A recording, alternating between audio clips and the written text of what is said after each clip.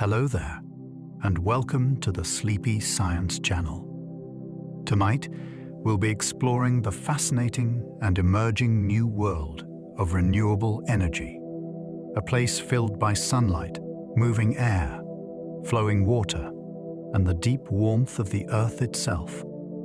This is a world where rooftops become power plants, oceans whisper electricity into the grid, and invisible systems hum gently in the background, reshaping how our planet breathes and rests. Renewable energy is not just about technology. It is about timing, balance, patience, and learning to listen to forces that have surrounded us for as long as life has existed. As we explore this subject together, you may begin to sense how vast and interconnected it truly is, touching cities and coastlines, homes and hospitals, quiet villages and glowing skylines.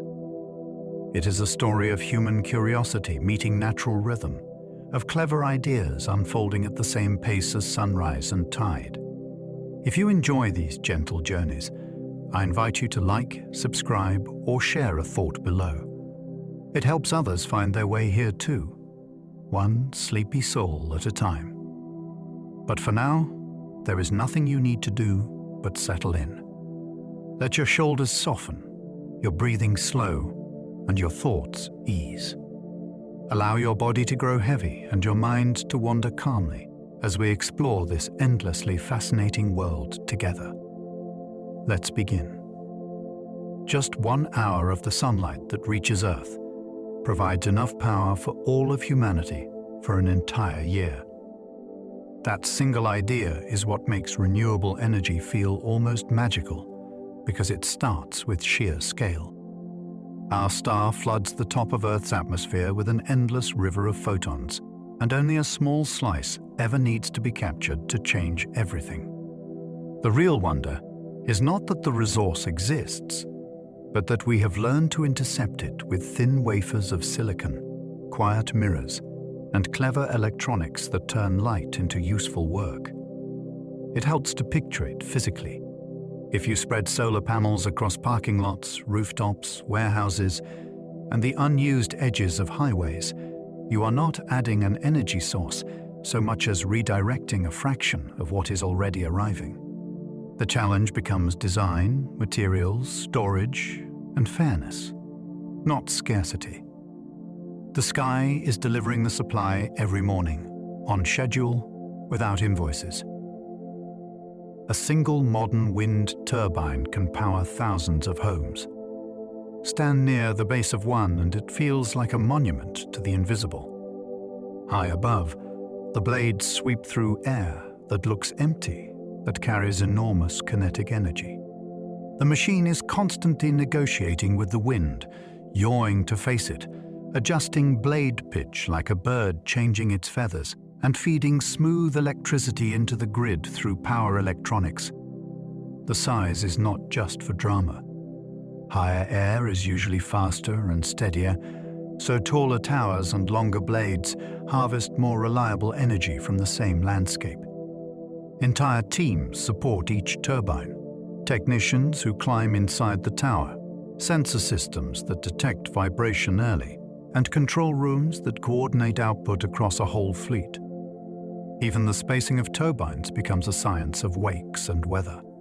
It is a reminder that wind power is really atmosphere power, harvested with patience, precision, and a touch of daring engineering.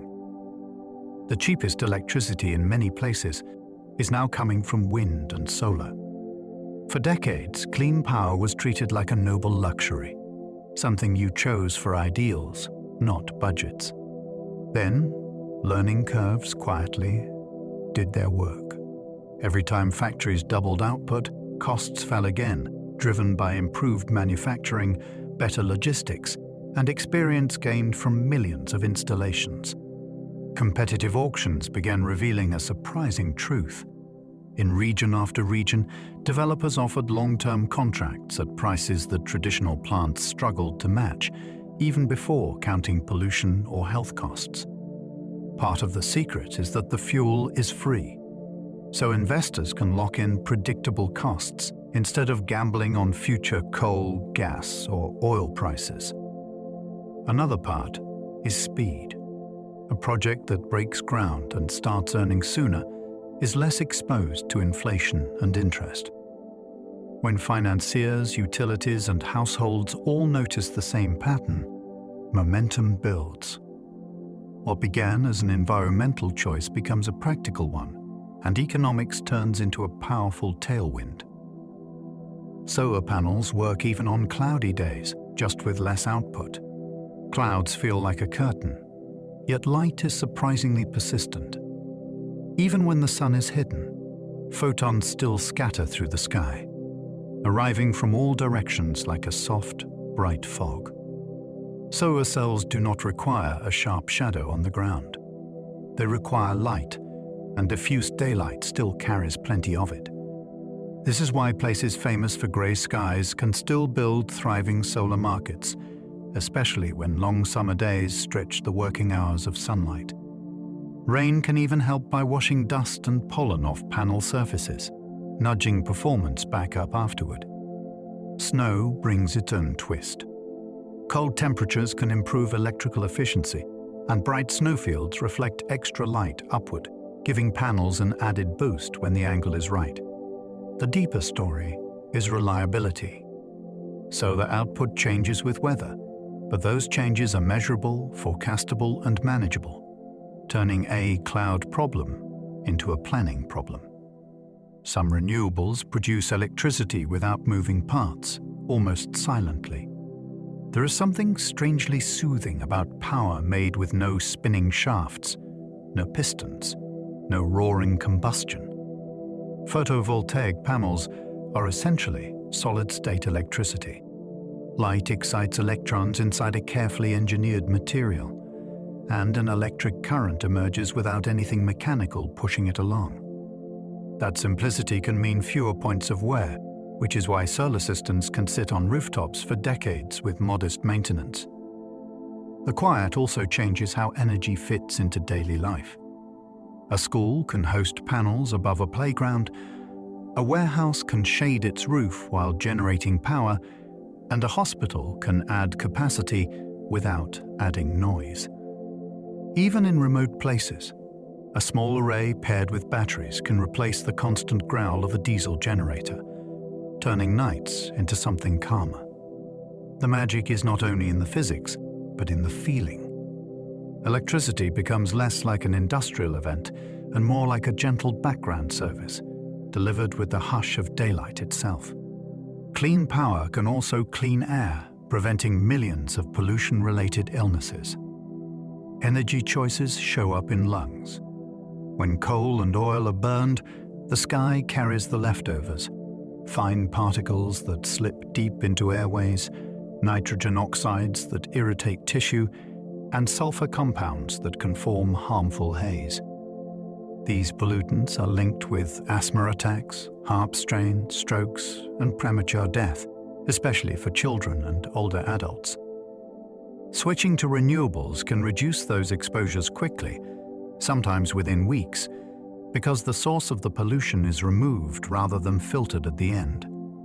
The effect is not evenly shared, which makes it even more important. Communities living near busy highways, refineries, or power plants often carry the heaviest burden.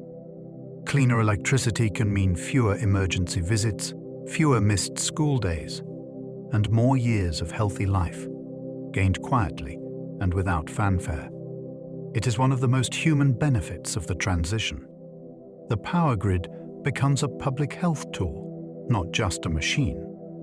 Renewable energy is now one of the fastest-growing job fields worldwide. One reason the shift feels so real is that you can see it in work boots and tool belts. Renewable energy creates jobs that are distributed, hands-on, and often local. Technicians servicing turbines, electricians wiring inverters, crews installing rooftop systems, engineers planning new transmission, and operators managing storage and smart grids. There is also factory work, from glass and frames to cables and batteries, plus the designers who make equipment more efficient each year. Many roles translate well from older industries which matters in places where livelihoods have been tied to coal, oil, or gas for generations. Skills like welding, heavy equipment operation, safety planning, and grid maintenance do not vanish. They shift. Training programs and apprenticeships can turn that shift into a bridge instead of a cliff. The hopeful part is momentum. As costs drop and deployment accelerates, demand for skilled labor grows with it. The energy transition is not only a technology story, it is a workforce story, unfolding one job site at a time. Grids can run on near-total renewables using storage, flexibility, and smart planning. A renewable heavy grid is less like a single power plant and more like an orchestra. Instead of one conductor forcing the same rhythm all day, the system blends many instruments. Wind arriving in gusts, solar rising and falling with the sun, hydro responding quickly, batteries smoothing the edges, and demand shifting slightly to match supply. Places that have pushed far in this direction show what is possible when planning is careful. Fast forecasting helps operators anticipate changes. Interconnections let regions share power across distance and time zones. Storage covers short gaps, while flexible industrial loads and smart charging for electric vehicles can move demand to cheaper, cleaner hours. Even simple choices help, like aligning building efficiency with weather patterns. The underlying lesson is that reliability is not tied to one fuel. It is tied to coordination. When the grid becomes smarter about timing and cooperation, a high renewables future stops sounding like a gamble and starts looking like engineering, policy, and good choreography working together. Renewable power can be built faster than most fossil fuel plants. Speed matters because the world changes, while projects are still on the drawing board. Large fossil plants often require complex fuel supply contracts, specialized equipment, long construction schedules, and the risk that future regulations or market shifts will strand the investment. Many renewable projects are modular, which changes everything.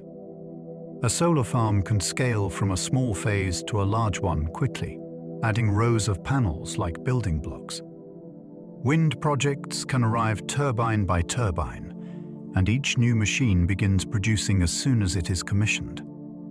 That shorter timeline reduces financing risk and allows communities to see benefits sooner, including local tax revenue and lease payments. It also lets grids respond quickly to rising demand from electrification, data centers, or growing cities. Fast build times do not remove the need for careful siting and permitting, but they do reshape what is possible. When energy can be deployed in months instead of years, planning becomes more agile, and momentum becomes easier to sustain. Your rooftop can become a tiny power station, feeding energy back. There is something wonderfully empowering about the idea that your home can participate in the grid rather than just consume from it. Rooftop solar turns empty surface area into a generator that works hardest during the bright hours when demand often climbs. With the right policies and wiring, excess electricity can flow outward, supporting neighbors and easing strain on distant power plants.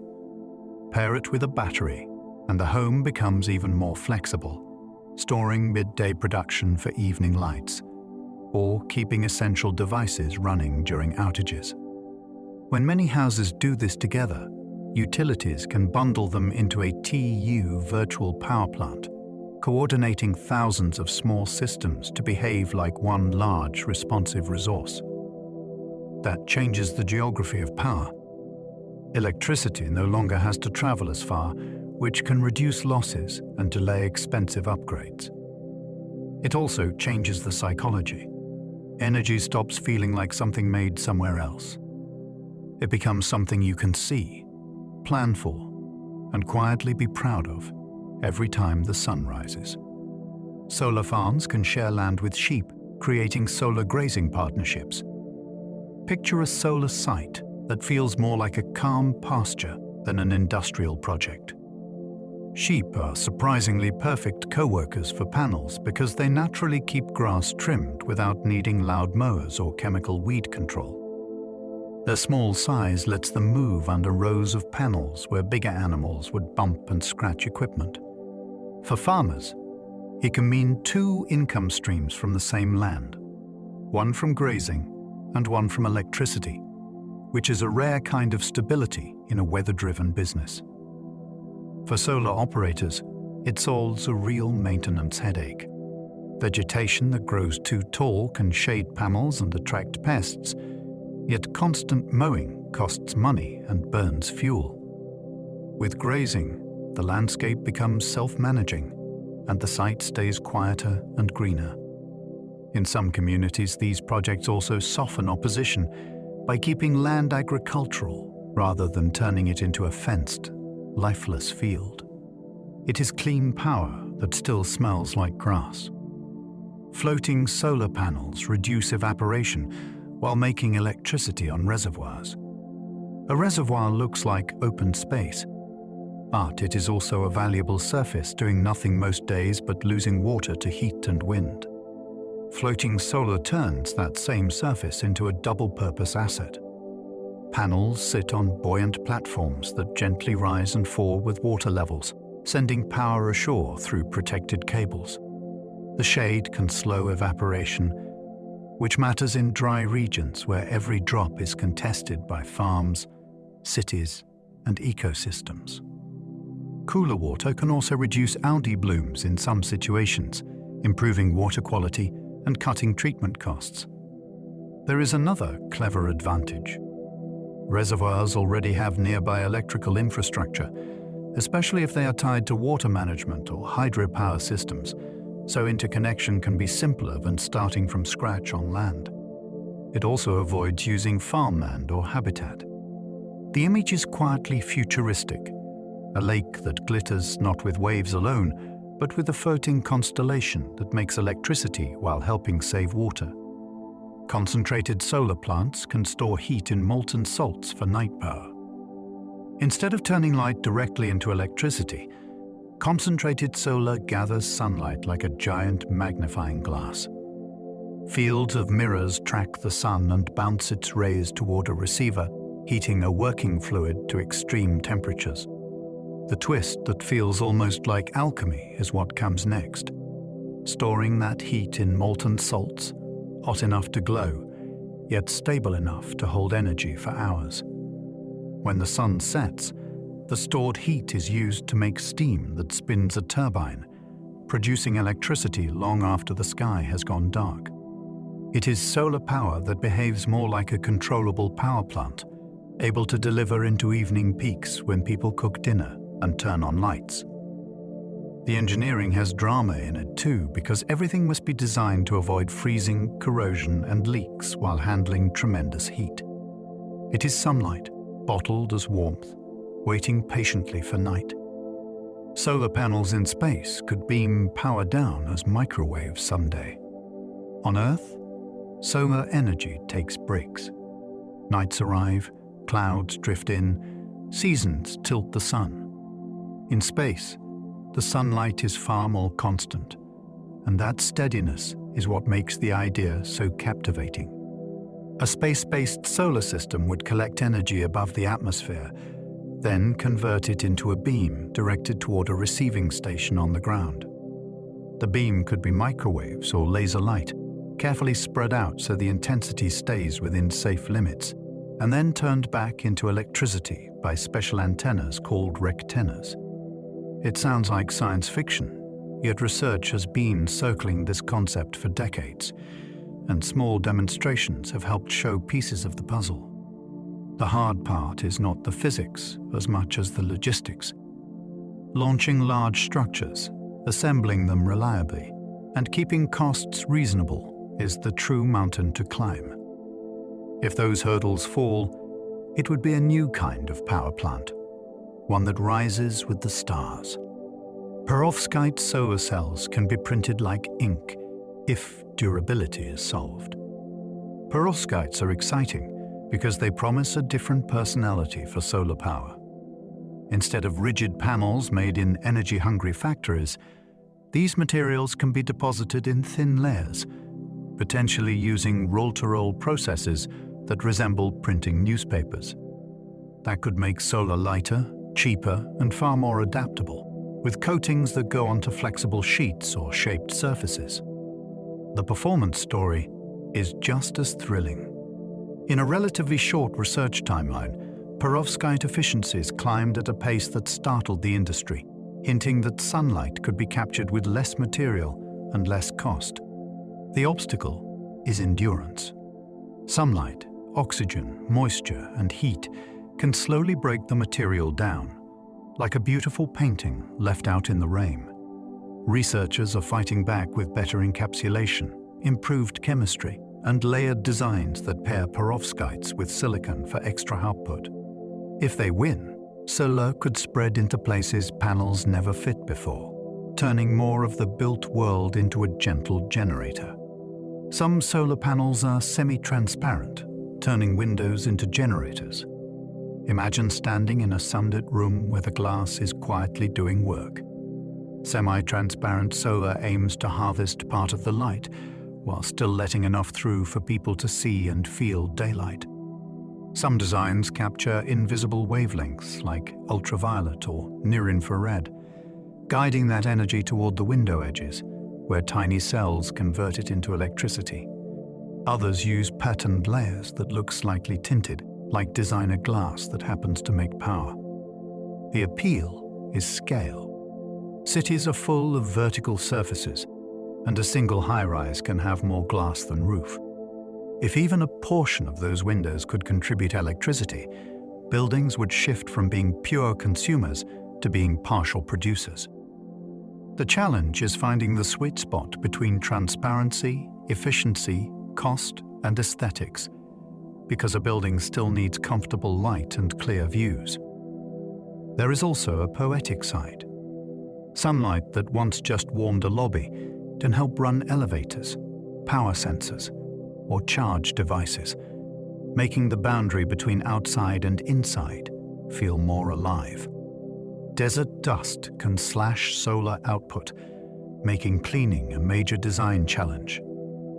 Solar deserts look perfect from a distance, all that sun and open space, yet the environment fights back in a quiet, gritty way. Dust and sand settle onto panels, forming a film that blocks light like a thin veil. In extreme conditions, output can drop dramatically, and the problem compounds because dusty air can also coat sensors and cooling vents. Cleaning sounds simple until you consider the scale. A large solar plant can cover an area you could walk all day, and hauling water to scrub panels may clash with the reality of living in an arid region. That has sparked a wave of creativity: robotic cleaners that move at night, coatings that resist sticking, electrostatic systems that shake dust loose, and designs that reduce how much grit can settle in the first crash. Place. There is a deeper lesson here about renewable energy being local. Sun is not enough. You must also understand wind, soil, water, and maintenance, so the technology can truly belong to its landscape. Solar trackers follow the sun and can boost energy significantly. A fixed panel is like a face that stares in one direction all day. A tracker is a face that turns. By pivoting to follow the sun's arc, trackers keep panels oriented closer to the best angle for capturing light, especially in mornings and late afternoons when fixed arrays fall behind. The result can be a meaningful jump in annual energy, which is why trackers have become common in large ground-mounted projects. The mechanism can be simple or sophisticated. Some systems rotate along one axis, like a slow nod from east to west. Others tilt in 2 dimensions, chasing the sun more precisely. That extra motion adds cost and maintenance, but it can also change the daily shape of power production, stretching it toward evening when demand often rises. In a way, trackers are about respect for geometry. The sun is not just bright, it is directional, and an array that moves can treat that direction like a resource. It is a reminder that renewable energy is not only about what you capture, but when you capture it. Solar power helped electrify remote clinics before many cities had stable grids. In remote regions, electricity is not a convenience.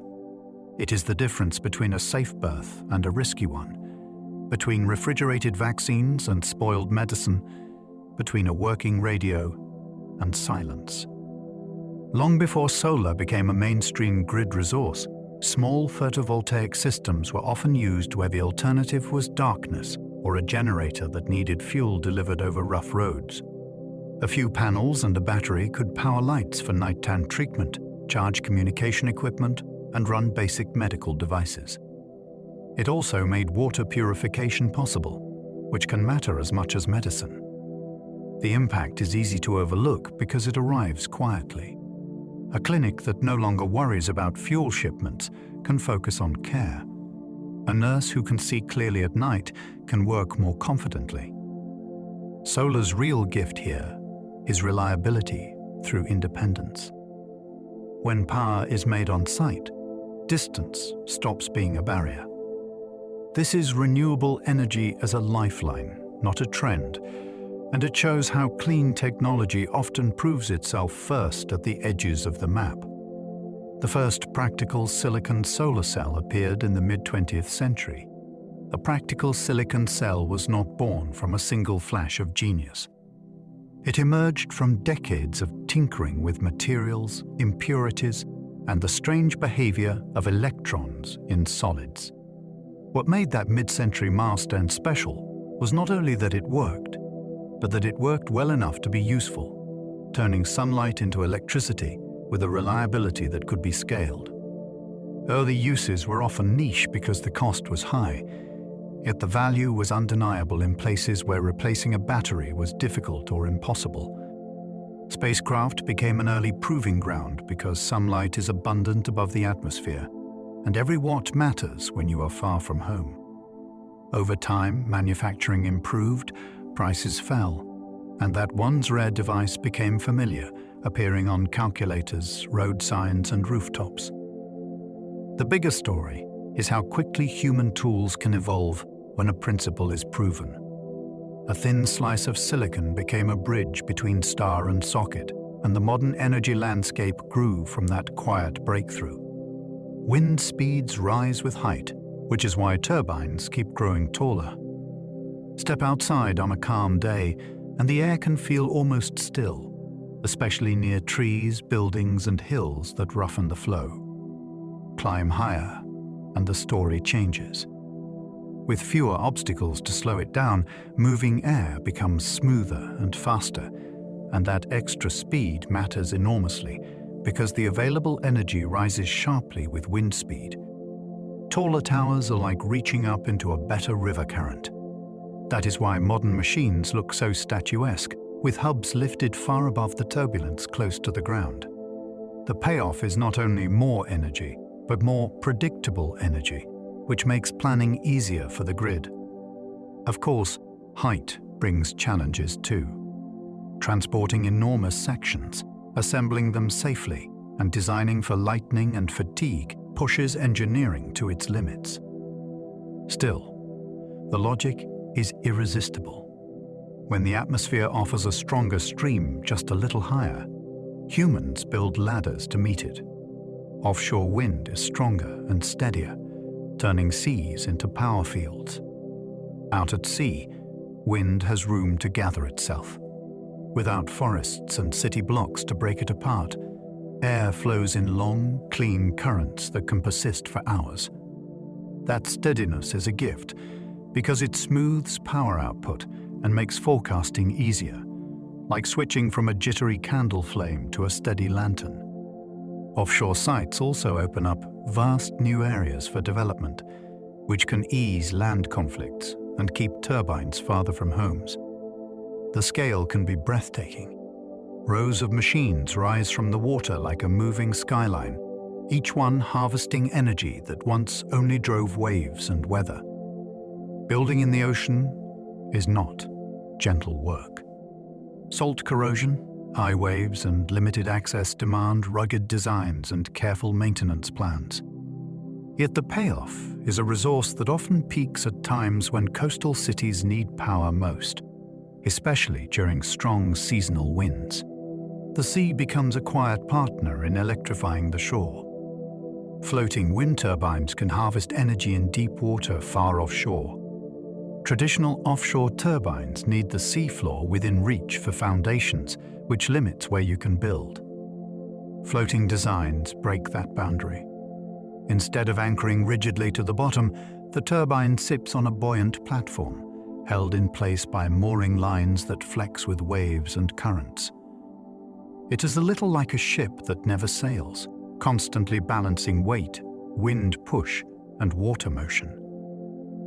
This opens access to deep water regions where winds can be even stronger and where coastal shelves drop away quickly. It also spreads development options, allowing countries with steep coastlines to tap offshore wind without waiting for shallow sites. The engineering is a dance between stability and movement. The platform must stay calm enough for the blades and generator to operate efficiently, yet strong enough to survive storms that can be ferocious far from land. If done well, it turns distant, windy horizons into reliable electricity. One wind farm can wake up sleeping fish habitats by limiting trawling. A wind farm does more than produce electricity. It also changes how humans use the sea around it. In many places, the presence of turbines and cables restricts certain types of fishing, especially heavy bottom trawling that scrapes the seafloor. When that pressure eases, habitats can begin to recover. Seagrasses may spread, shellfish beds can settle, and small fish get more hiding places, which can ripple upward through the food web. The turbine foundations themselves can act like artificial reefs, giving surfaces for barnacles, mussels, and seaweeds to cling to in waters that were once mostly open sand. That new structure can attract larger fish, which in turn draws seals and seabirds. It is not automatically positive everywhere, and careful planning matters to avoid harming sensitive areas. Still, it is a fascinating twist. A project built for energy can accidentally create pockets of refuge, letting marine life breathe a little easier in busy waters. Turbine blades can be longer than a football field is wide. A wind turbine's blade is not just big. It is a carefully sculpted wing, stretched to an astonishing length, designed to sip energy from a moving fluid with minimal waste. The reason for going long is simple and powerful. A longer blade sweeps a larger circle, and that larger swept area captures more of the wind's energy, even when the breeze is modest. These blades are feats of materials science. They must be light enough to spin efficiently, stiff enough to avoid bending into the tower, and tough enough to endure years of gusts, hail, and fatigue.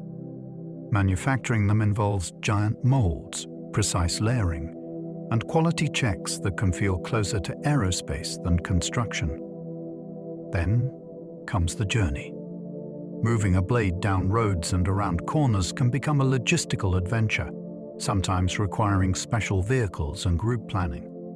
In the end, those sweeping arcs high in the sky are the reason the wind farm can feel so powerful from so far away. Wind power forecasting uses weather models like a specialized storm prediction. Wind power becomes far more valuable when you can predict it, because electricity systems must balance supply and demand every moment. Forecasting turns the atmosphere into something like a scheduled delivery, not a surprise. Operators use advanced weather models that simulate pressure, temperature, and airflow, then refine them with local measurements from turbines, meteorological masts, and even remote sensing tools like LiDAR.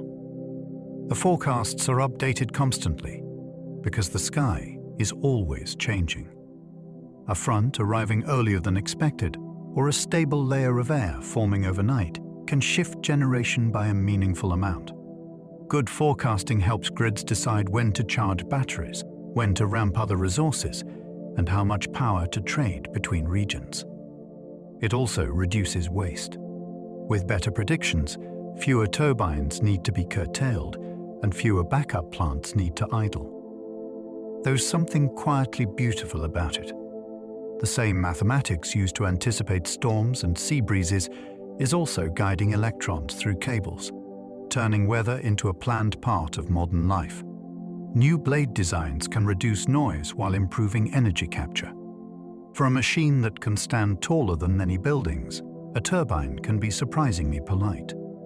Still, noise matters, especially at night in rural places where silence is part of the landscape. Engineers have learned that much of the sound comes from airflow at the trailing edges of blades, where turbulence can create a soft whooshing. New designs borrow ideas from nature, including serrated edges inspired by owl feathers, which help break up the turbulence and reduce sound without sacrificing performance. Other tweaks refine blade shape to maintain smooth lift across a wider range of wind speeds, improving energy capture while keeping the motion graceful. Control systems also help, adjusting blade pitch and rotational speed to reduce noise during sensitive hours. The result is a kind of compromise between physics and community comfort. A wind farm that is quieter is easier to welcome, and one that captures more energy from the same wind becomes more efficient. It is a reminder that renewable technology evolves not only toward more power, but toward better neighbors. Turbines can be shut down briefly to protect migrating birds. Wind energy shares the sky, so responsible wind energy pays attention to wings. Many bird species follow seasonal migration routes, and certain weather conditions can bring large numbers through a turbine area in a short window. Instead of accepting that risk, some wind farms use targeted strategies that can dramatically reduce collisions. Radar, cameras, and trained observers can detect high-risk moments, and turbines can be slowed or stopped for brief periods. The key is timing. A short pause during a peak movement can offer protection while preserving most annual energy production. This approach works especially well when paired with smart siting that avoids major flyways and nesting areas in the first place. There is also ongoing work with better lighting and blade visibility to reduce confusion for birds. It is easy to imagine clean energy as automatically harmless, but the more honest story is better. Good solutions come from care, monitoring, and small sacrifices made at the right moment. The wind keeps blowing and the birds keep traveling. Wind and solar often complement each other across seasons and time.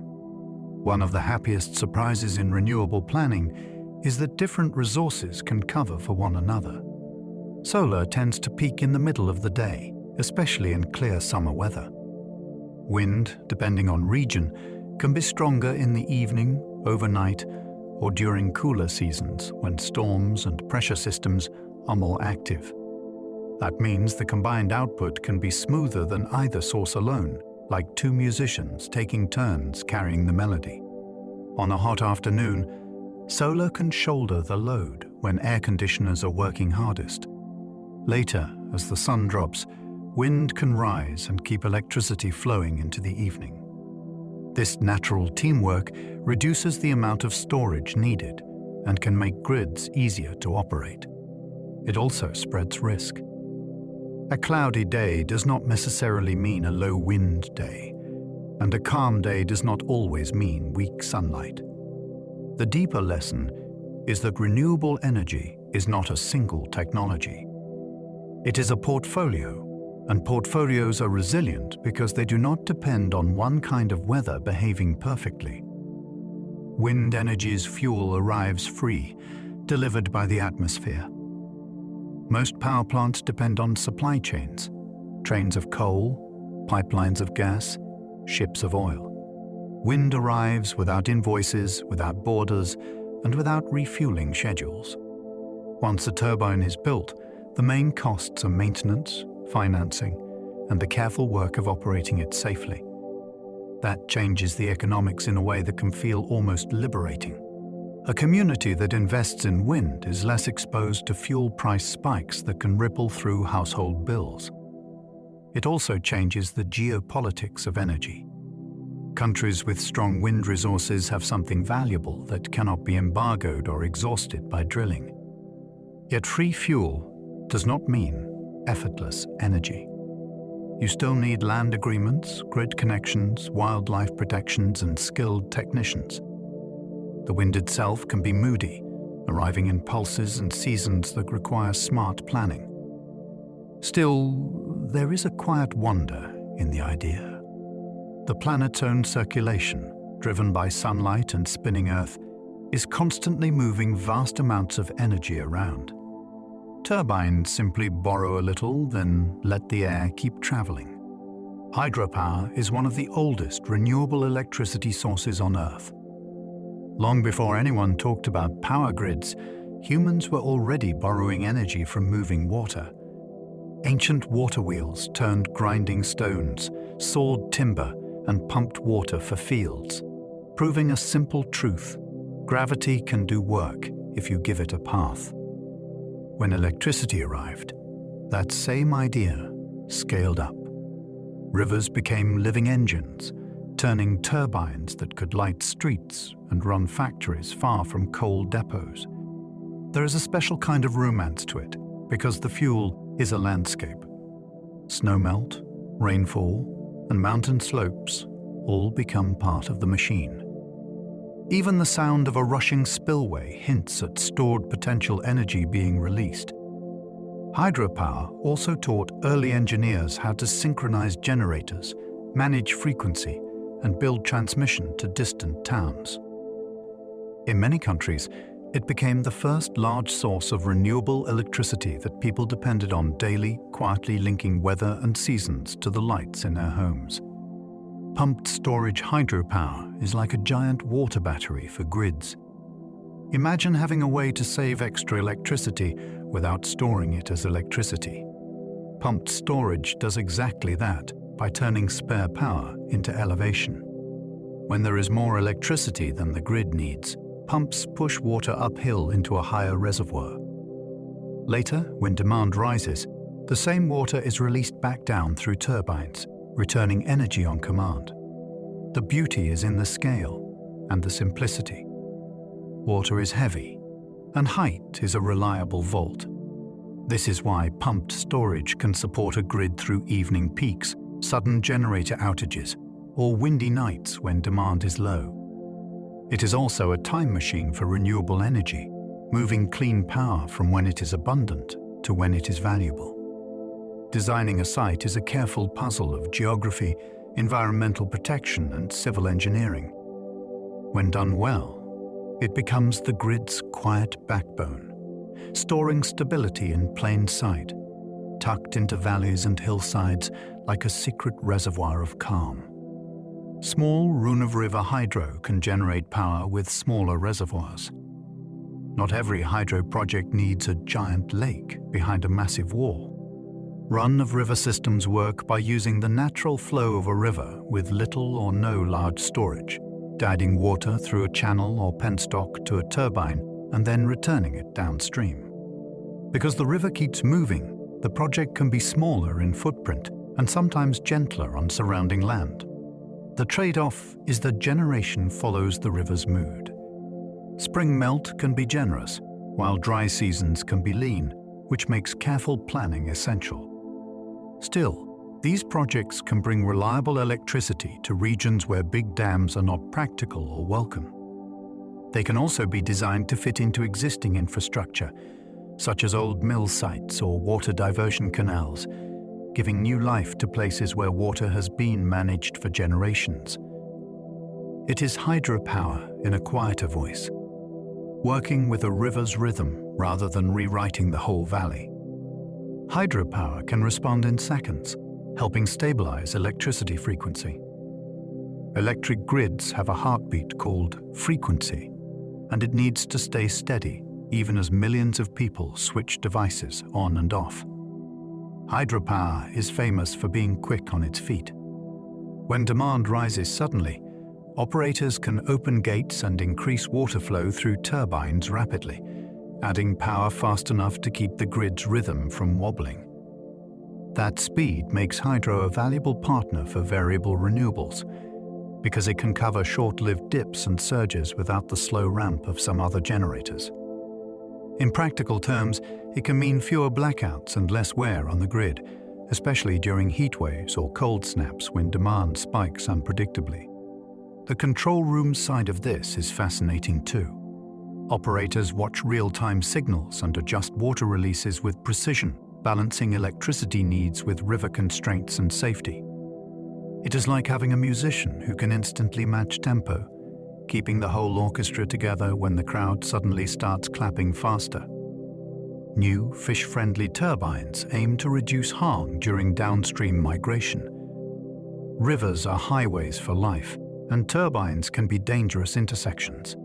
Many fish migrate downstream at certain life stages, and passing through traditional turbines can cause injury from pressure changes, blade strikes, or turbulence. Fish-friendly turbine designs try to make that journey safer by reshaping blades, slowing rotational speeds, and smoothing water passage so the experience is less violent. Some approaches also guide fish away from turbines entirely, using screens, bypass channels, or behavioral cues that steer them towards safer routes. What makes this work so interesting is that it blends biology with engineering. Designers must understand how fish sense flow, light, and sound, then translate that into hardware that can operate reliably for decades. Success is measured not only in megawatts, but in survival rates and healthier populations. It is a reminder that renewable energy does not get a free pass. The best projects earn their place by becoming better neighbors to the ecosystems they rely on. Sediment buildup can shorten dam lifespans, reshaping river engineering. Rivers do not just carry water. They carry mountains in slow motion, transporting sand, silt, and gravel downstream, year after year. When a dam slows a river, that sediment can settle out, gradually filling the reservoir like a bathtub that never fully drains. Over time, storage capacity shrinks, turbines may face abrasive particles, and downstream habitats can be starved of the sediments that build deltas and beaches. This is not a small detail. Sediment management can determine whether a dam remains useful for a century or becomes a costly problem much sooner. Engineers respond with creative strategies. Flushing flows timed to high water, sediment bypass tunnels that send material around the dam, dredging in critical areas, and new designs that consider sediment from the cope. Start. It turns hydropower into a long-term relationship with geology. A successful project is not just built, it is maintained in partnership with the river's constant effort to reshape the land. Some dams now add solar on their reservoirs to share grid connections. A hydropower reservoir already has something that new energy projects often struggle to obtain: access to transmission. That makes it an attractive place to add floating solar, creating a hybrid site that can generate power in different ways without duplicating grid infrastructure. The pairing can be surprisingly complementary. Solar production tends to be strong during sunny days, while hydro can be held back slightly, conserving water for times when sunlight fades or demand rises. In some cases, the solar shade can also reduce surface heating and help limit evaporation, which can be valuable during dry spells. The engineering challenge is making floating platforms durable and keeping cables safe, while ensuring navigation, wildlife, and recreation are respected. The bigger idea is efficiency of space and wires. Instead of building a brand new project with brand new lines, the reservoir becomes a shared energy hub. It is a modern layer added onto an older system, like upgrading a familiar tool to do more without expanding its footprint. Microhydro can power a village using a stream you could step over. Some of the most charming energy systems are the ones that feel almost handmade. Microhydro can use a small drop in elevation, and a modest flow to generate steady electricity for a community, sometimes with equipment small enough to fit in a shed. The secret is not a huge river, but consistent water and clever placement. A simple intake guides part of the stream into a pipe, gravity accelerates it downhill, and a compact turbine spins a generator before the water returns to the stream. Because the power can run continuously, it can be especially useful for lighting, refrigeration, and charging in places where solar would require large batteries for nighttime needs. These systems also encourage local ownership. When the equipment is understandable and maintainable by trained residents, it can stay reliable for years with pride and care. Microhydro is not about dominating nature. It is about finding a small, steady opportunity in the landscape and letting it quietly support daily life. Hydropower output can swing with droughts, revealing climate risk clearly. Hydropower depends on the water cycle, so it becomes a kind of climate instrument.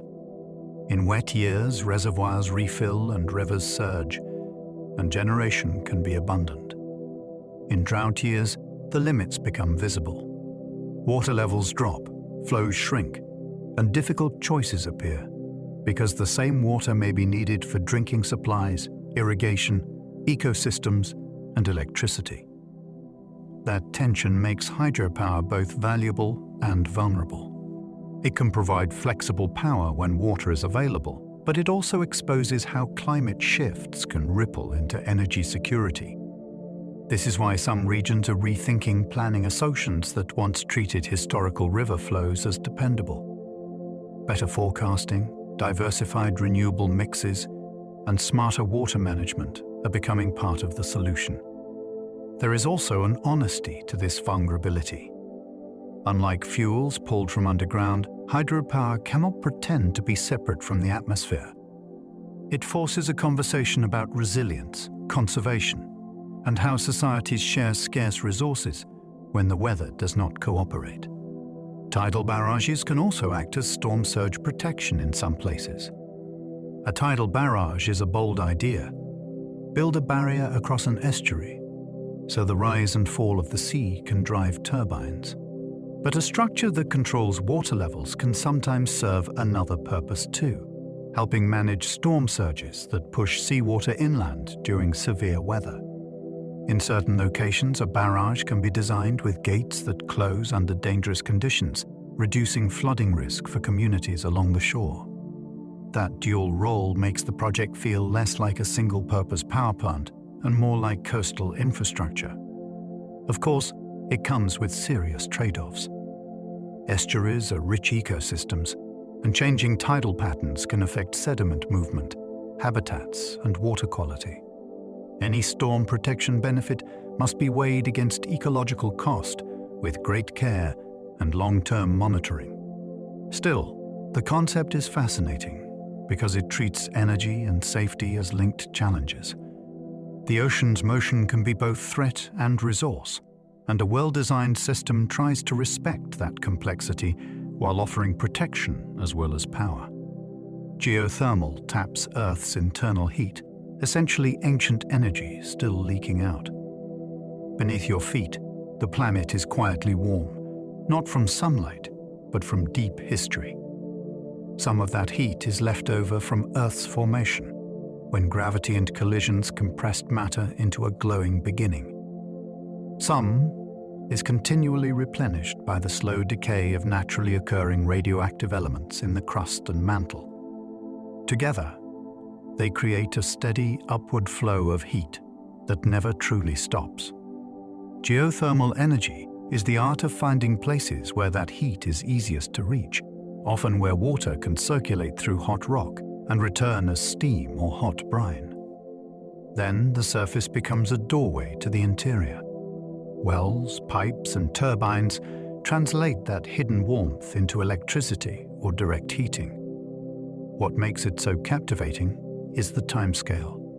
You are not borrowing yesterday's sunshine or last season's rainfall. You are borrowing a tiny trickle of the planet's own deep energy, the faint echo of processes older than any ocean or mountain range you have ever seen. geothermal plants can run day and night like steady baseload power.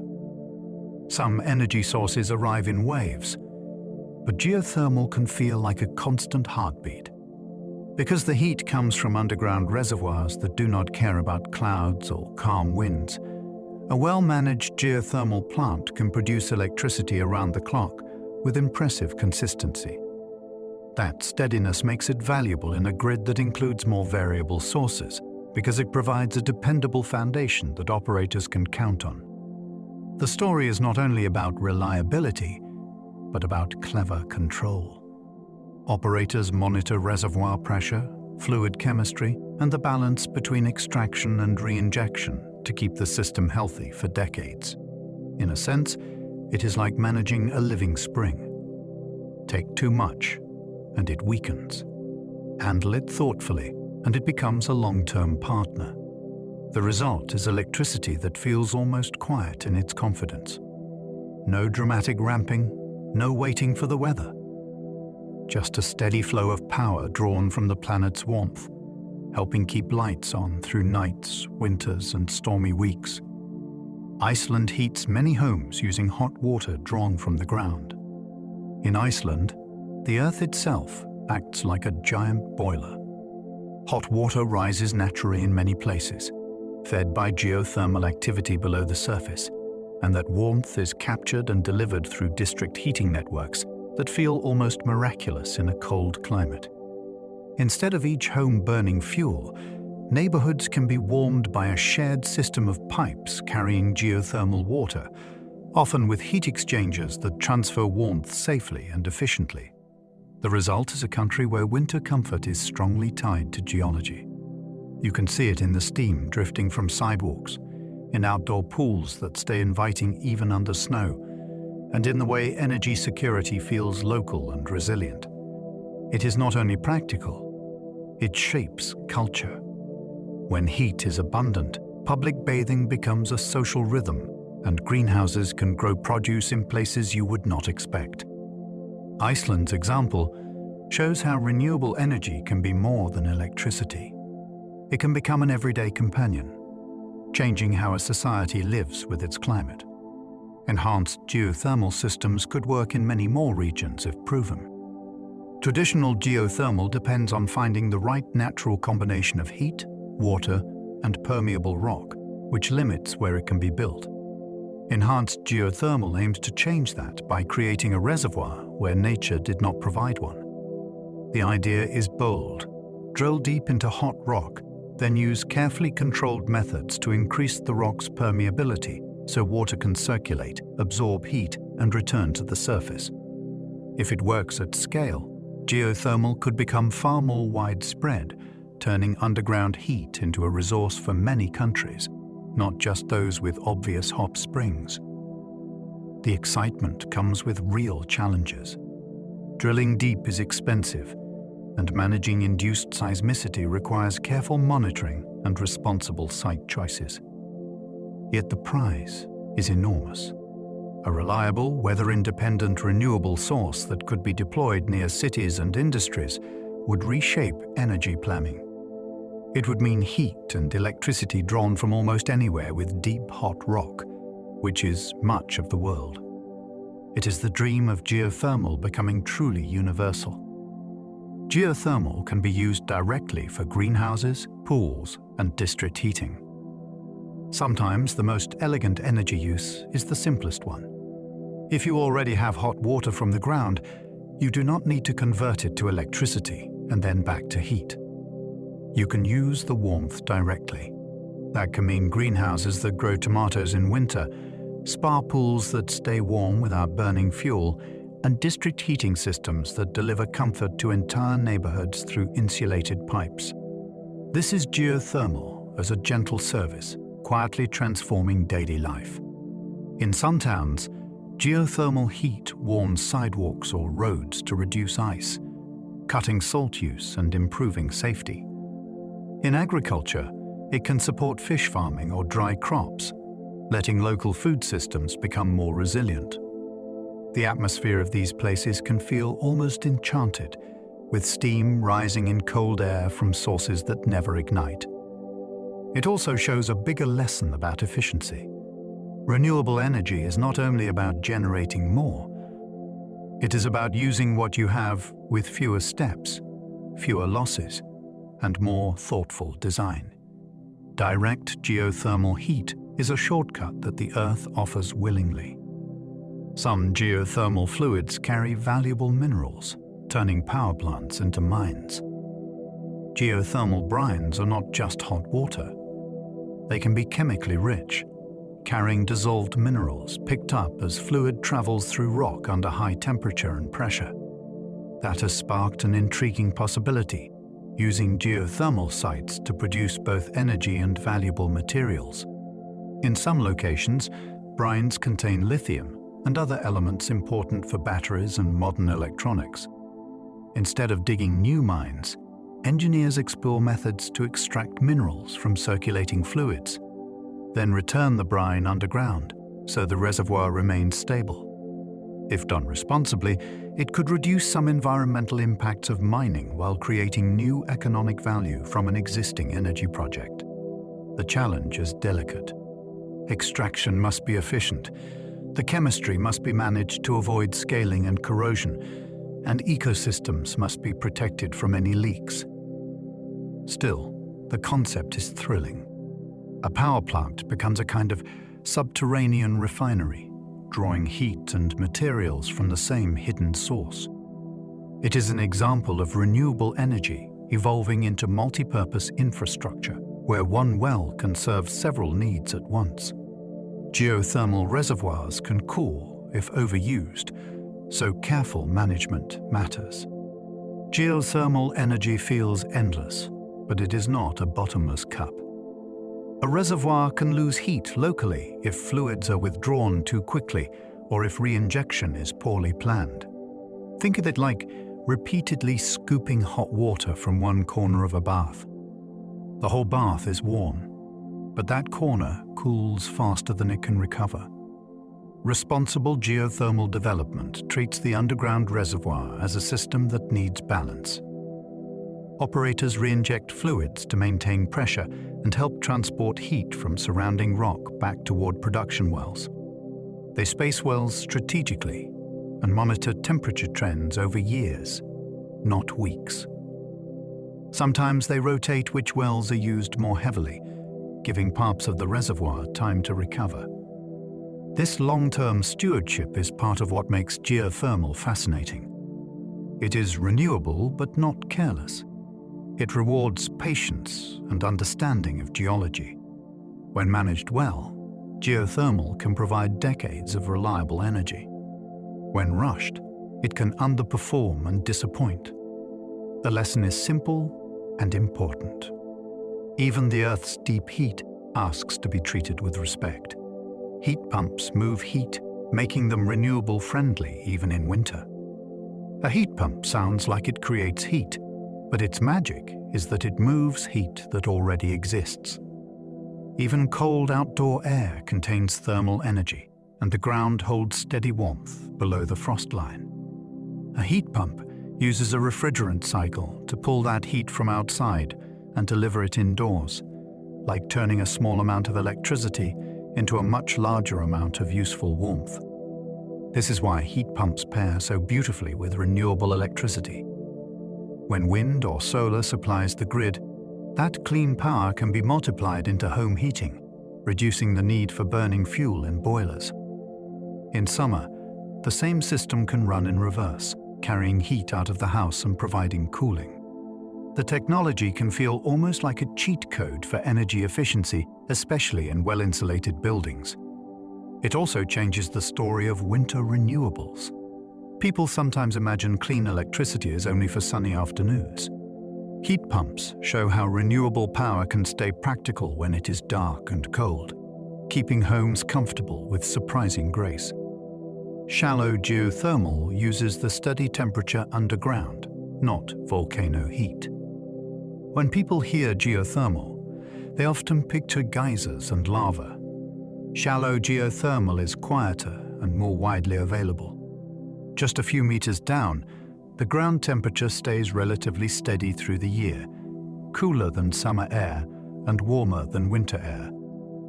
That stability is valuable.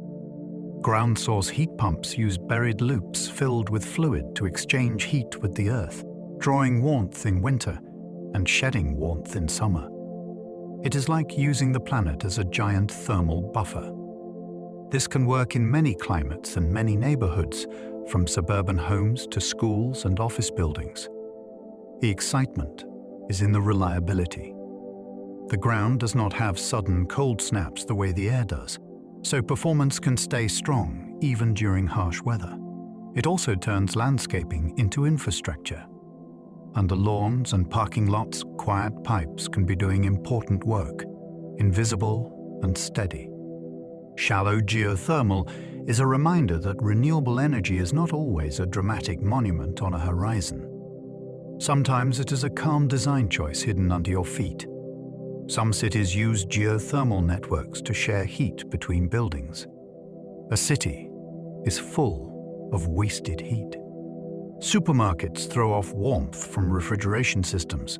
Offices build up heat from people and computers, and industrial sites often vent heat into the air.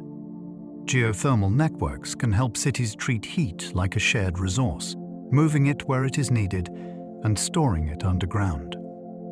In these systems, buildings connect to a loop of water that circulates through the neighborhood.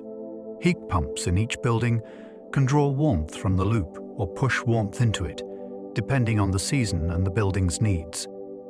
The ground acts as a stabilizer, smoothing temperature swings and giving the whole network a steady anchor. The effect can be surprisingly communal. A building that needs cooling can help supply heat to a building that needs warming, shifting energy around like a quiet marketplace. This is not the glamorous side of renewables, but it might be one of the most important for urban life. It is clean energy as infrastructure, tying neighbors together through invisible pipes and shared comfort. Ocean waves carry dense energy, concentrated by winds across oceans. Waves look like simple rolling water, but they are really long-distance messengers from storms you may never see. Wind drags across the sea surface, transferring energy into ripples that grow into swells, then travel for days across entire ocean basins. By the time that swell reaches a coastline, it is carrying power that has been gathered and concentrated over enormous areas, like a conveyor belt delivering stored motion. That density is what makes wave energy so tempting.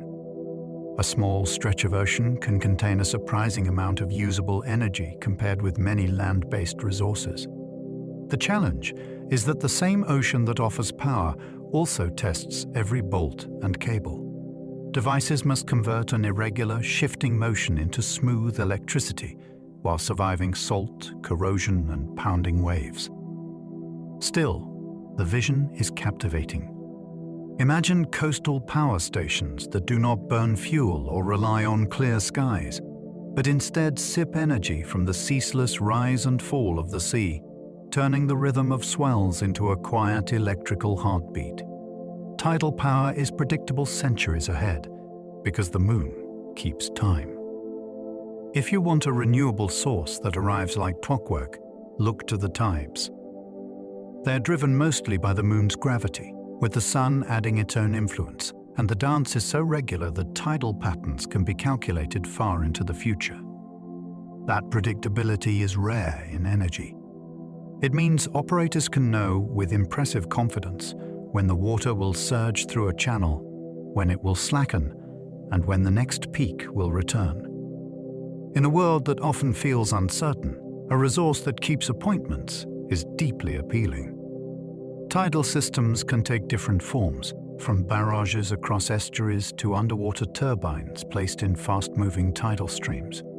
Each approach must respect marine ecosystems and navigation, because tides shape habitats and livelihoods. Yet the call wonder remains. The same celestial mechanics that guide eclipses and ocean rhythms can also guide electricity planning. It is renewable energy that is literally synchronized with the moon, turning orbital gravity into a schedule you can build a grid around. Ocean thermal energy uses warm surface and cold, deep water differences. The ocean is layered like a giant heat reservoir. Sunlight warms the top waters, while the deep ocean stays cold and dark, sometimes only a few degrees above freezing. Ocean thermal energy conversion tries to harvest that temperature difference, using it like a gentle engine. Warm surface water can help vaporize a working fluid. The vapor drives a turbine, and then cold, deep water condenses it back into liquid so the cycle can continue. The idea feels almost dreamy because it is so subtle. Instead of harnessing violent storms or crashing waves, it uses a quiet gradient that exists every day in tropical regions.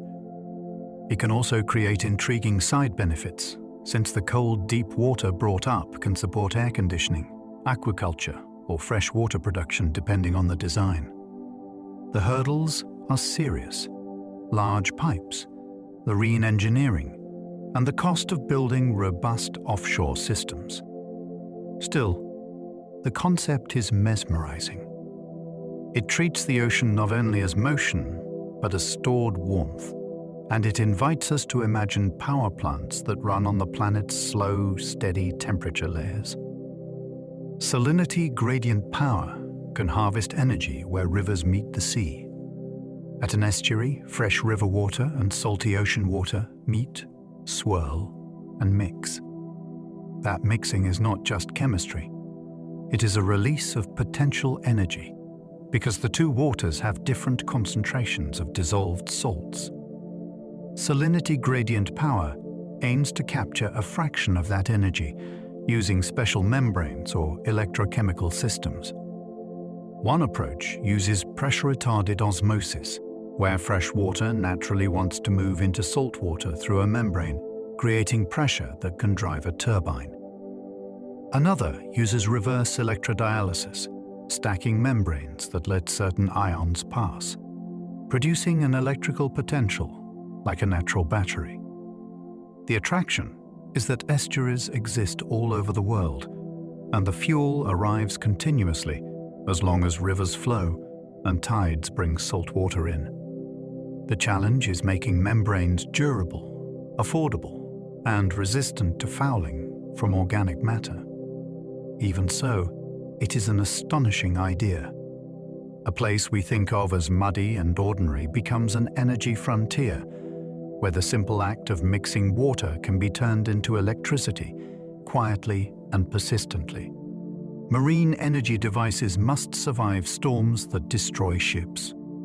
Designing technology for the open ocean is like designing for a relentless test lab. Waves can lift and slam with tremendous force. Storms can change the sea surface into chaos, and salt water creeps into every weakness. Marine energy devices need to keep operating through rough conditions, or at least survive them intact. That means materials that resist corrosion, joints that can flex without failing, mooring systems that hold steady under strain, and electronics protected from moisture and biofouling. Some devices are built to ride with the waves, absorbing energy like a floating muscle. Others try to stay submerged where the motion is calmer, or they can be locked down during extreme weather. Maintenance is its own adventure, often requiring specialized vessels and narrow weather windows to reach offshore sites safely. Yet the payoff is a resource that is close to many coastal populations and can complement other renewables. There is something heroic about it. These machines are built not only to capture nature's power, but to endure nature's moods, returning day after day to the same pounding waters. Kelp farms can become bioenergy feedstocks while supporting marine life. Kelp grows fast, reaching upward through the water like an underwater forest, and it does not need irrigation, fertilizer, or farmland. That makes it a fascinating candidate for bioenergy, because the ocean provides the growing space and nutrients. In kelp farms, long lines are suspended in coastal waters, and kelp fronds can be harvested and processed into fuels, biogas, or other products. What makes it especially intriguing is the ecological side. Kelp structures can provide habitat for fish and invertebrates, offering shelter and nursery space in areas that may otherwise be open water. The farms can also dampen wave energy and help buffer shorelines, depending on location and design. Turning kelp into energy is not a simple win. Harvesting, transport, and processing must be efficient, and the ecosystem impacts must be carefully managed to avoid harming local food webs. Still, the concept feels like a new chapter of renewable thinking. It imagines energy crops that grow in the sea, adding life while producing fuel. And it hints at coastal economies that harvest sunlight indirectly through marine photosynthesis. Wave energy can pair naturally with offshore wind and undersea cables. Offshore wind projects already invest in the hardest part of marine renewables, building and connecting infrastructure in a challenging environment. Undersea cables bring power back to shore. Maintenance crews learn the sea's rhythms, and grid connections are established in coastal substations. Wave energy can potentially plug into that same ecosystem, sharing the pathway that electricity takes to reach land. There is also resource pairing that makes the combination appealing. In many regions, wave conditions can remain energetic even when winds fluctuate locally, because waves often arrive from distant weather systems. That means wave devices might add a different kind of steadiness to an offshore renewable hub. The design possibilities are creative. Wave devices could be placed on the perimeters of wind farms, sometimes even helping reduce wave action inside the site, which could make access and maintenance easier. The vision is of an offshore power park, where the sea provides multiple energy streams and the grid connection becomes a shared artery. It is a way of thinking that treats the ocean like a platform for layered solutions, rather than one technology at a time. Some tidal turbines look like underwater windmills turning with currents. In fast tidal channels, water can move with astonishing speed, and because water is denser than air, that motion carries a lot of power. Tidal stream turbines take advantage of this by using rotors that resemble wind turbines, but designed for an underwater world. They are anchored to the seafloor or mounted on structures, and they spin as currents rush past, generating electricity with each tidal pulse. The beauty is their invisibility. From the surface, the sea can look calm while powerful currents race below, and the turbines quietly do their work out of sight. Maintenance and installation are complex because the environment is harsh and access is limited by tides and weather. Wildlife interactions must also be monitored carefully, with designs and siting that reduce risk to marine animals. Yet the appeal is clear. Unlike many resources that come and go unpredictably, tidal currents return with dependable rhythm. These machines turn that rhythm into electrons, creating power that arrives like a scheduled tide, twice a day, every day, following the moon's quiet pull. The ocean holds vastly more heat than the air, shaping energy ideas. The ocean is Earth's great heat keeper. It absorbs sunlight, stores warmth, and releases it slowly, which is one reason coastal climates can feel gentler than inland ones. Because water has a high heat capacity and the ocean is immense, it contains far more thermal energy than the atmosphere.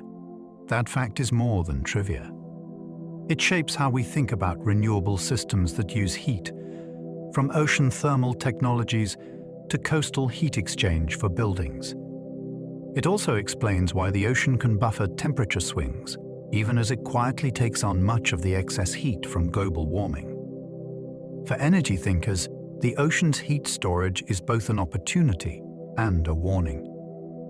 It suggests huge reservoirs of energy gradients, but it also reminds us that the sea is already doing vital climate work. Any technology that taps ocean heat must be designed with great care to avoid disrupting local ecosystems. Still, the concept is awe-inspiring. It means that when you stand by the shore, you are near a gigantic thermal archive, a slow-moving library of heat. that has been gathered day by day under the sun. Coastal renewables can power desalination, turning sunlight into fresh water. Fresh water scarcity can make energy feel like a secondary problem, because without water, cities and farms cannot function. Desalination offers a way to turn seawater into drinking water, but it is energy intensive, which is why pairing it with renewables is so compelling. Coastal solar and wind can provide electricity for reverse osmosis systems, and the timing can even align.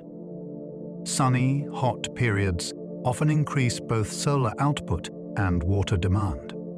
In some designs, renewables can charge storage or drive desalination more intensely when power is plentiful, then ease off when the grid needs electricity elsewhere. This can help stabilize costs and reduce reliance on fossil fuels, especially in regions that currently burn oil or gas to keep desalination plants running. The engineering must also address brine disposal responsibly to protect marine ecosystems. Still, the vision is powerful. It is not just clean electricity. It is clean electricity doing something deeply human, making safe water from the sea. It turns a coastline into a place where the sun and wind can help quench thirst, giving communities a renewable pathway to resilience. Biomass can be renewable, but only if regrowth and land use are smart. This is the renewable source that behaves like a promise. You take energy from living material, but you owe the landscape time and care in return. When forests are cleared faster than they recover, or when wild habitat is replaced with fuel crops, the climate math can flip the wrong way for years. Yet when biomass is done thoughtfully, it can work beautifully. Think of sawmill leftovers, orchard prunings, or invasive plants removed for ecosystem health. Those materials already exist, and using them can replace fossil fuels without demanding new land. The real story is stewardship. A renewable label is not automatic. It is earned through how you harvest, how you replant, and what you choose to burn or convert. Biomass can be a bridge for industries that need heat, not just electricity, but only when the forest, the soil, and the biodiversity ledger all balance. Biogas captures methane from waste, turning a potent pollutant into power. When food scraps, sewage, or manure break down without oxygen, microbes produce methane, a gas that traps heat strongly in the atmosphere. Biogas systems do something wonderfully practical with that problem. They seal the decay inside the digester or covered lagoon, capture the gas, and use it as fuel for heat, electricity, or upgraded pipeline-quality gas. It is a transformation of a leak into a resource. The climate benefit comes from stopping methane from drifting away untreated, while also replacing fossil fuel use. The human benefits can be immediate too. Waste sites can smell less harsh, sanitation can improve, and farms can gain a steadier energy supply. The engineering has its own drama.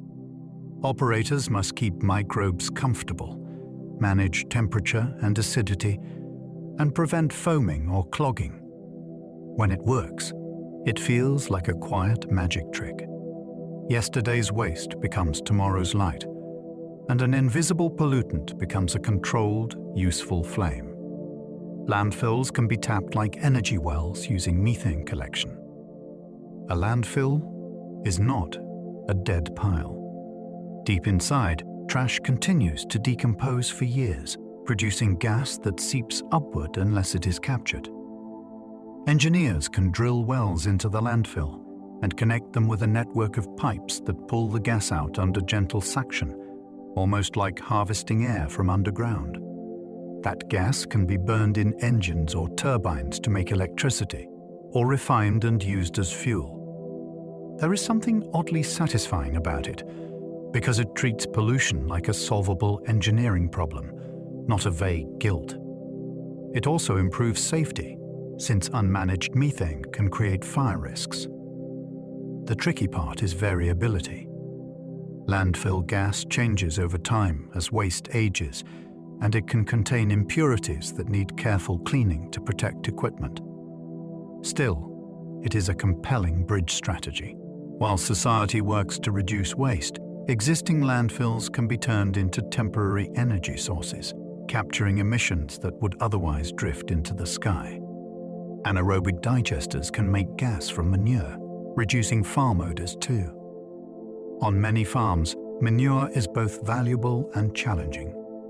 It contains nutrients that can enrich soil, but it can also produce strong odors and release methane as it decomposes. Anaerobic digesters offer a different path. They collect manure in sealed tanks where microbes break it down in controlled conditions, producing biogas that can be used for on-site power or heat. What comes out the other side is a stabilized material called digestate, which can be easier to handle and can still return nutrients to fields. The wow is how many problems can be softened at once. Odors can drop, pathogen levels can be reduced, and the farm gains a local energy stream that is not dependent on fuel deliveries. Some operations even use the heat from the generator to warm barns or run processing equipment. It turns a daily chore into a circular system, where biology does the work and the farm becomes a small energy producer. Algae can grow fast and make oils without using prime farmland. Algae are tiny factories that live on sunlight, water, and carbon dioxide, and some strains build oily compounds that can be turned into fuels. The exciting part is speed and flexibility. Algae can grow far faster than many land crops, and they can be cultivated in ponds or in closed reactors on land that is too salty, dry, or degraded for traditional agriculture. That means they do not have to compete directly with food production if managed well. They can also be paired with certain waste streams, using nutrients from wastewater and capturing carbon from industrial exhaust in some setups. The hard part is getting the economics and engineering to behave. Harvesting microscopic cells, extracting oils efficiently, and keeping cultures healthy at scale are big challenges. Still, the vision is a future where fuel feedstocks are grown like a watery garden in places we usually ignore, producing energy ingredients while leaving fertile fields for food. Biochar can lock carbon in soils while improving water retention. This one feels like a climate story with a gardening twist.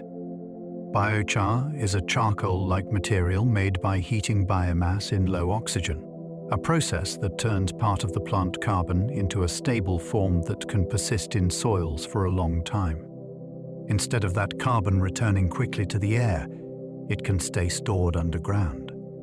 Farmers and researchers also value biochar because it can change soil behavior. Its porous structure can help soils hold water and nutrients more effectively, which can be especially helpful in dry regions or degraded fields. It can also provide habitat for beneficial microbes, supporting healthier soil ecosystems. The magic is that it can be made from leftovers like crop residues or forestry waste, turning materials that might be burned openly or left to rot into a soil amendment with long-term impact. Done responsibly, it becomes a rare kind of tool that can support both productivity and climate goals, quietly working below the surface. Some planes already fly on sustainable aviation fuels blended with jet fuel. Aviation is one of the hardest sectors to clean up because flight demands high energy in a lightweight package. That is why sustainable aviation fuels, often called SAF, are so interesting. They are designed to work in today's aircraft engines when blended with conventional jet fuel, which means the transition can begin without waiting for entirely new planes. These fuels can be made from different feedstocks depending on the pathway, including certain waste oils, residues, or other biological sources, and the goal is to reduce life cycle emissions compared with fossil fuel. The most fascinating part is how strict aviation requirements are. The fuel must perform reliably at high altitude, in extreme cold, and under intense engine conditions. Certification and testing are meticulous, because safety is absolute. When a commercial flight uses SAF, it is a glimpse of a pragmatic route forward. Instead of asking aviation to stop, it asks aviation to change its inputs, gradually, flight by flight, while bigger innovations continue to develop. Waste cooking oil can become fuel, turning leftovers into locomotion. After a busy day in a restaurant kitchen, used cooking oil can look like pure waste, heavy and messy. Yet that same oil is still packed with energy. With the right processing, it can be turned into biodiesel or other renewable fuels that power trucks, buses, and generators. It is a wonderfully tangible idea because the feedstock is familiar. Fries today, fuel tomorrow. It also builds a local circular economy.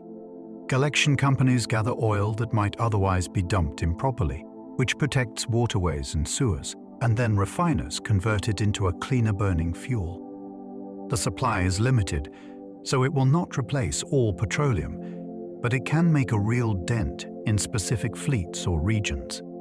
The narrative hook is transformation. Something you would never pull back into a pan becomes a refined product that meets engine standards and travels highways. It is renewable energy with a street-level origin story, where yesterday's dinner indirectly helps move tomorrow's goods. Turning forests into fuel can raise emissions for decades, a hidden trap. This is one of the most important, uncomfortable truths in the renewable conversation. Trees store carbon for a long time, and forests do more than store carbon. They shelter biodiversity, regulate water, and protect soils.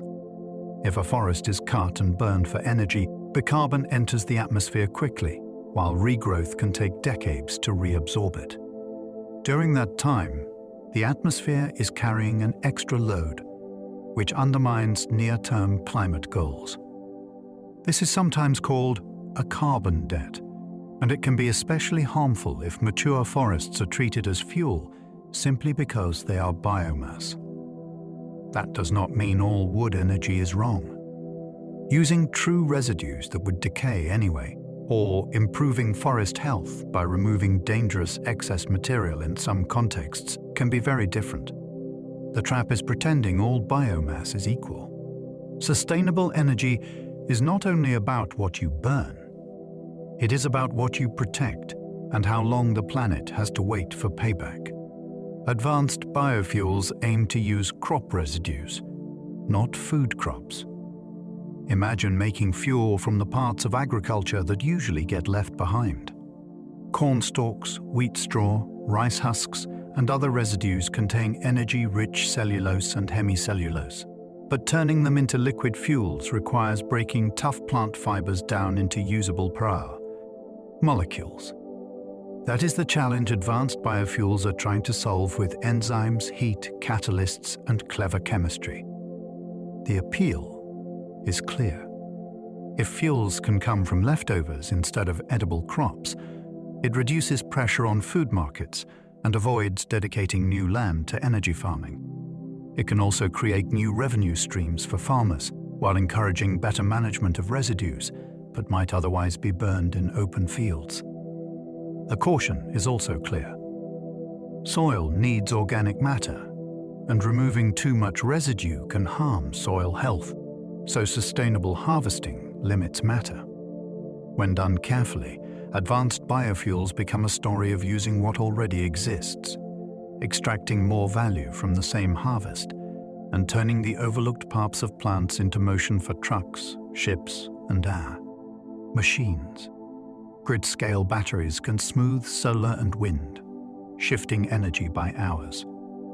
A battery site is like a shock absorber for the grid. When a cloud passes over a solar farm or a wind front arrives early, the battery can respond in a blink, absorbing extra power or releasing it to fill a dip. That speed matters because electricity must match demand every second, not just on average. The most exciting part is how batteries change the daily story of clean energy.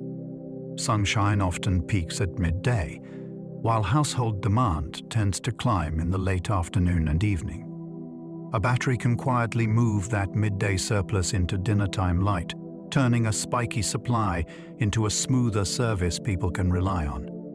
These systems also support grid stability, helping control frequency and providing backup during faults.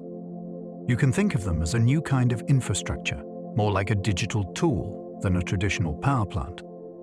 They do not care where the electrons came from, only when they are needed. In a renewable world, timing becomes everything, and batteries are one of the most elegant ways to bend time. Pumped hydro storage stores more energy than most battery sites today. If batteries are like shock absorbers, pumped hydro is like a vast reservoir of patience. It can store huge amounts of energy for long stretches, not just for quick bursts. The concept feels almost too simple. Use excess electricity to lift water to a higher elevation, then release it later to generate power when demand rises. Because water and gravity scale so well, these facilities can hold an enormous amount of stored energy, compared with many battery installations. They can support a grid through multi-hour peaks, cover unexpected outages, and help renewable-rich systems ride through weather patterns that last more than an evening. The engineering is also dramatic. Massive tunnels, reversible turbines, and carefully managed reservoirs work together like a silent machine hidden in the landscape. It can even feel like a time capsule for electricity, storing last night's wind or yesterday's sunlight in the form of raised water. When you see it this way, the hills are not just scenery. They become part of a grid-scale energy bank built from rock, water, and gravity. Thermal storage can bank heat in rocks, salts, or even concrete. Not all storage has to be electrical. Sometimes the smartest approach is to store energy as heat, because heat can be held cheaply in simple materials. Thermal storage takes advantage of that by warming up a medium like molten salts, stacked rocks, or specially designed concrete blocks, then using that stored heat later to do something useful. In power generation, it can drive steam turbines after the sun goes down. In buildings or industrial sites, it can deliver warmth hours later without turning on a boiler. The wonder is how ordinary the materials can be. Rock does not sound like advanced technology, yet a carefully engineered rock bed can hold tremendous thermal energy, releasing it slowly with controlled airflow. Concrete can be heated and cooled repeatedly, acting like a rechargeable heat brick. This kind of storage is a reminder that renewable energy is not always about rare materials or complex chemistry. Sometimes it is about physics you can feel with your hand, heat moving into a solid and waiting there, calm and ready, until you ask for it back. Green hydrogen can store renewable energy for weeks or seasons. Some energy needs are short and sharp, but others stretch across weeks. That is where green hydrogen becomes especially intriguing. When renewable electricity is abundant, it can split water into hydrogen and oxygen through electrolysis. The hydrogen becomes a storable energy carrier that can be kept in tanks, underground caverns, or other storage systems, then used later to generate electricity, provide industrial heat, or serve as a feedstock for chemicals. The magic is the timescale. Batteries are excellent for hours, sometimes days, but hydrogen can reach towards seasonal storage, helping cover long winter lulls or extended cloudy periods. It is not a free lunch. Converting electricity to hydrogen and back loses energy, and building safe infrastructure takes careful work. Yet the potential is enormous for heavy industry and long-duration resilience. Hydrogen is like bottled wind or stored sunlight, made tangible. It takes a fleeting moment of renewable surplus and turns it into something you can hold onto, transport, and deploy when the grid needs a deeper reserve. Vehicles can act as batteries, feeding power back during peak demand. An electric vehicle is not only transportation. It is a large battery on wheels, parked most of the time. Vehicle-to-grid ideas turn that parked capacity into a resource. During hours when the grid is strained, a fleet of plugged-in cars could release a small portion of stored energy back to homes or the local network, then recharge later when electricity is cleaner or cheaper. The surprising part is how little each car might need to contribute to create a meaningful effect. A neighborhood full of vehicles, each lending a modest amount, can add up to a flexible power plant without building a new smokestack. It also creates new kinds of resilience. In an outage, a car can power essential loads, keeping lights, refrigeration, or medical devices running for a while. The main hurdles are practical: battery wear, standardizing hardware, and designing incentives so owners feel protected and rewarded. Still, it is a thrilling concept. Transportation becomes part of the energy system, not just a customer of it, and the parked cars outside quietly become a grid asset. Smart appliances can shift demand quietly, like invisible energy choreography. A grid does not only need supply, it needs timing. Smart appliances help by adjusting when they run, often without you noticing. A water heater can warm a tank earlier in the day when solar power is abundant. A dishwasher can start after midnight when demand is low. A home battery can charge during a windy night and discharge during the evening peak. The elegance is that comfort stays the same while the grid gets flexibility. Multiply that across thousands of homes and it starts to look like choreography.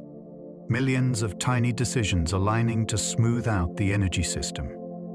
This approach can reduce the need for expensive backup plants that run only a few hours per year. It can also make renewable energy feel more dependable because the system learns to bend demand around supply instead of fighting it. The challenge is trust and simplicity. People need devices that are secure, reliable, and easy to override. When done well, it feels like the gentlest kind of revolution. Not loud construction, but quiet coordination, where everyday appliances become partners in a cleaner grid. Transmission lines let sunny deserts power distant cities after sunset. One of the most powerful tricks in renewable energy is distance. The sun does not set everywhere at once, and weather is rarely identical across a whole continent. Transmission lines connect those differences, letting regions share what they have when they have it. A desert can produce huge solar output in late afternoon, then send that energy towards cities where demand is rising. Meanwhile, another region might be catching wind at night and sending power back when the desert goes dark. This is how grids become more resilient, by behaving less like isolated islands and more like a networked organism. Building new transmission is not trivial. It requires permits, community agreement, careful routing, and long-term planning. Yet it can unlock enormous value by reducing curtailment and making renewable power usable over a wider area. It also changes the map of energy. Places once considered remote become strategic, not because of oil wells, but because of sunlight and open space. With strong transmission, geography turns into an advantage, and clean energy can travel farther than ever, arriving where people live and work. Microgrids can keep hospitals running when storms knock out main grids. When a storm hits, the grid can fail in minutes, but a hospital cannot pause. Microgrids are designed for exactly that moment. They are localized power systems that can disconnect from the main grid and operate independently, using a mix of generation, storage, and intelligent controls. In a hospital, that can mean solar panels, batteries, and possibly other on-site resources working together to keep critical systems alive.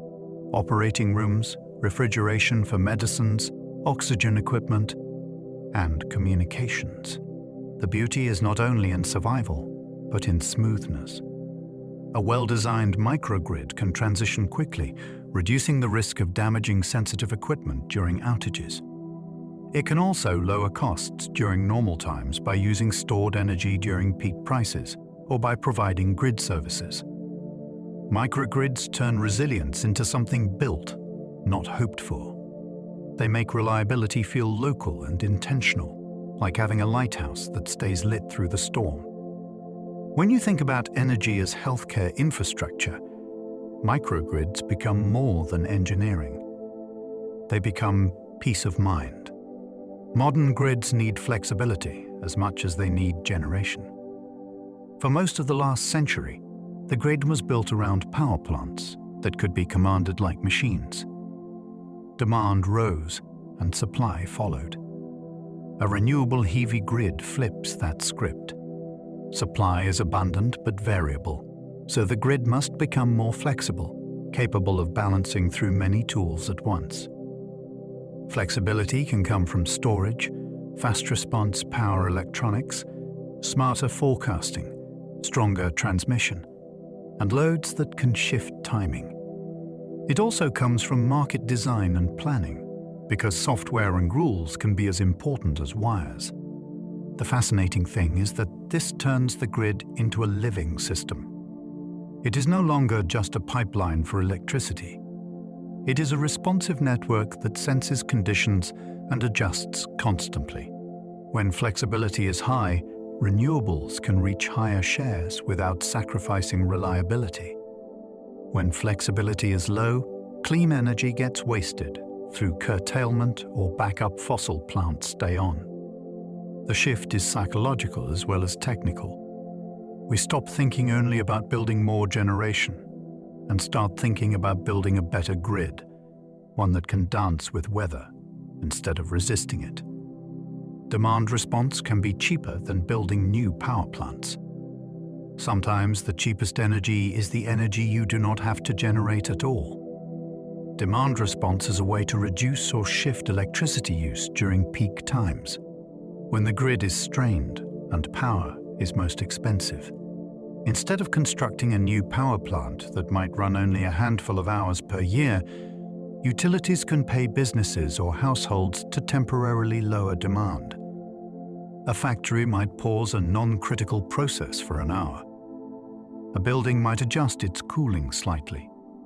A fleet of water heaters might cycle gently, barely noticeable to residents. The grid gets relief, and customers get rewarded. The fascinating part is how small changes add up. A tiny adjustment across many participants can replace a large chunk of peak capacity. Demand response also helps integrate renewables by aligning consumption with times of abundant clean power. It is a reminder that energy systems are not only about supply. They are about choices, habits, and coordination. When demand becomes flexible, the grid becomes less fragile, and clean energy becomes easier to welcome. Renewables can cut water use, since many fossil plants need heavy cooling. Electricity can be surprisingly thirsty. Many traditional power plants boil water to make steam, then must cool that steam back down, often withdrawing huge volumes from rivers, lakes, or the sea. In hot weather, when water is already stressed and ecosystems are vulnerable, that cooling demand can collide with human needs. Renewable sources like wind and solar photovoltaics sidestep much of that problem because they do not rely on constant steam cycles for generation. That means less competition for water during droughts and heat waves, and fewer warm water discharges that can stress aquatic life. The benefit can be easy to miss because it is invisible. You do not see the water that never had to be pumped, treated, or returned. Yet it matters deeply in dry regions where water is as strategic as electricity. Clean energy can be a water strategy as much as a climate strategy, easing pressure on reservoirs, protecting rivers, and helping communities keep more water available for drinking and farming. Air pollution drops quickly when coal is replaced by wind and solar. One of the most striking things about cleaning up the grid is how fast the air can respond. Coal combustion releases a mix of pollutants that form haze and fine particles, and those particles can travel through neighborhoods and into lungs within hours. When coal plants run less because wind and solar are supplying more electricity, the reduction in local pollution can be rapid, especially around major power stations. You can sometimes see it in clearer skylines and feel it in fewer scratchy throats, even if the change is subtle day to day. The deeper impact shows up in health outcomes over time. Fewer asthma flare-ups, fewer hospital visits, and fewer days when vulnerable people are told to stay indoors. What makes this so compelling is the immediacy. Climate benefits can feel abstract because they unfold over decades. Cleaner air is often felt now. It reframes renewable energy as something that protects the present, not just the future. Each megawatt of clean generation is not only an engineering choice, it is a quieter street, a clearer breath, and a healthier morning for communities downwind. Clean energy reduces fuel price shocks because sunshine has no cartel. Fossil fuels are traded commodities, and that means their prices can swing with wars, shipping disruptions, political decisions, and market panic. Those swings can appear on household bills with an unpleasant surprise, even for people who never changed their behavior. Renewable energy changes the rules because the main input is not something you buy on a global market. The sun does not raise its price during a crisis. The wind does not get embargoed. Once a solar farm or wind project is built, much of its cost is locked in, and that stability can protect consumers from sudden spikes. This also reshapes national security in a quiet way. Countries that import large amounts of fuel can reduce vulnerability by relying more on local renewable resources. Of course, renewables still depend on supply chains for equipment, and grids still require investment. But the day-to-day operation is less hostage to global fuel drama. It is a kind of economic calm, built into physics. When your energy is delivered by weather rather than tankers, the world's shocks have a harder time reaching your light switch. Community solar lets renters benefit without owning a roof. Not everyone has a roof they can use. Renters, apartment residents, and people with shaded homes can be shut out of rooftop solar even if they want to participate. Community solar was invented to solve that fairness problem. A shared solar project is built in one location, and people subscribe to a portion of its output, receiving credits on their electricity bills as if the panels were theirs.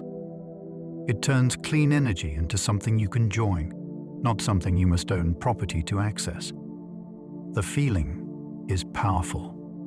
A family in a small apartment can still help drive new renewable construction. A school district can subscribe and stabilize energy costs. A community group can organize subscriptions that prioritize local benefits. It also builds local pride because the project is visible and collective, not hidden behind private fences. The key is good policy and transparent billing, so people trust the savings. When it works well, it is one of the gentlest pathways into the energy transition, letting more people step in without needing perfect circumstances, and making clean power feel like a community amenity rather than an exclusive upgrade. In some regions, renewable curtailment happens because too much power arrives. It sounds like a problem from a future we once dreamed about. Too much clean electricity. Curtailment is when wind or solar output is reduced, not because the resource failed, but because the grid cannot use or move all the energy at that moment. This can happen when transmission is limited, when demand is low, or when other generators cannot ramp down quickly enough. While it can feel wasteful, it is also a sign of success, showing that renewable capacity is large enough to sometimes exceed local needs. Curtailment pushes the next wave of innovation. It encourages more storage, stronger transmission, smarter demand shifting, and flexible industry that can run when power is plentiful. It also invites new ideas like producing hydrogen or charging fleets during surplus hours. The fascinating part is the shift in mindset. Instead of asking, "Do we have enough energy?" the grid starts asking, "Do we have enough flexibility?" Curtailment is not the end of the story. It is the grid revealing where to evolve next. Recycling solar panels and turbine blades is a fast-growing engineering frontier. Renewable energy is built to last, but nothing lasts forever. As early generations of panels and blades age out, the question becomes what to do with the materials. This is where a new frontier has opened, one that blends chemistry, design, and circular economy thinking. Solar panels contain glass, aluminum frames, and valuable metals that can be recovered if the process is efficient. Turbine blades are tougher, often made of strong composite materials that do not melt down easily like metal. Engineers are developing methods to break composites into reusable fibers, repurpose blades into structural products, or redesign materials to be easier to recycle from the start. This matters for more than waste reduction. It reduces the need for fresh extraction, lowers life cycle impacts, and makes the renewable transition feel more complete. There is also a satisfying elegance to it. The same industries that built the clean energy era now have the chance to build its second chapter, where end of life becomes a new beginning, and tomorrow's turbines and panels can be partly made from yesterday's. Rare earth metals are not always required for wind turbines. People often worry that clean energy depends on scarce materials, and there is some truth in that concern. But wind power has more flexibility than many assume. Some turbine generators use rare earth magnets for high efficiency and compact size, especially in certain direct drive designs. Yet many turbines operate perfectly well with other generator types that rely on more common materials. The choice depends on cost, design philosophy, supply chain strategy, and maintenance preferences. This is important because it means wind energy is not locked into a single resource bottleneck. Manufacturers can adapt, and countries can diversify technologies based on their own industrial strengths. It also shows how engineering is full of trade-offs, not commandments. You can pursue simpler gearboxes, different generator architectures, and alternative materials depending on what the project values most.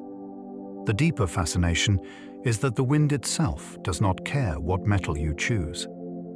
The atmosphere offers energy freely, and humans are still refining the best ways to harvest it with whatever materials make sense. That adaptability is part of why wind has spread so quickly across the world. Supply chains can be cleaner too, using renewable-powered manufacturing. It is easy to imagine renewable energy as only what happens when the equipment is installed. But there is a quieter story upstream, in factories and furnaces where the equipment is made. Manufacturing steel, glass, aluminum, and chemicals can be energy-intensive, and the electricity used there shapes the footprint of the final product. As grids get cleaner and factories adopt their own renewable power, the entire supply chain starts to lighten. A solar panel made in a region with clean electricity can have a lower embedded impact than one made where coal dominates. The same goes for battery production, metal refining, and component manufacturing. Companies are beginning to track this more carefully because customers and governments increasingly ask not only what a product does, but how it was made. This creates a beautiful feedback loop. Renewables help clean manufacturing, and cleaner manufacturing helps build more renewables with lower impact. The transition becomes self-reinforcing. It is not just switching fuels at the power plant. It is cleaning the industrial bloodstream that produces the tools of modern life. So the story of clean energy is cleaner from start to finish. Mining impacts matter, so clean energy still demands responsible sourcing. Renewables reduce air pollution and climate emissions, but they still require materials, and those materials come from somewhere. Mining can bring habitat disruption, water pollution, labor exploitation, and conflict if it is poorly governed. Pretending clean energy has no footprint is not honest, and honesty is what leads to better solutions.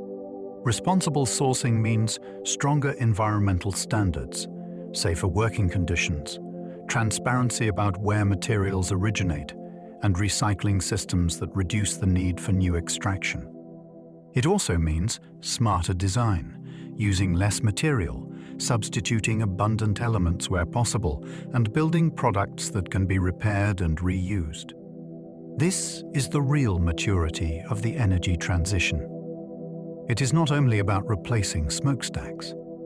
It is about building a new system without repeating old harms in a new form. The hopeful part is that these impacts are visible and solvable through policy, technology, and pressure from informed consumers.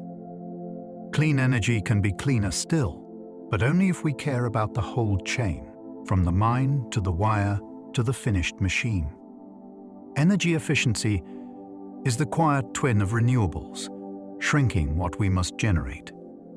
There is a thrilling side of renewables, big turbines and shimmering solar fields, but efficiency is the quiet hero that makes those projects go farther. When buildings are well insulated, when LED lighting replaces older bulbs, when motors and appliances are designed to waste less, the same comfort and productivity require less electricity. That means fewer power plants of any kind, fewer transmission upgrades, and less strain during extreme weather. Efficiency also makes renewables easier to integrate because demand peaks become smaller and smoother.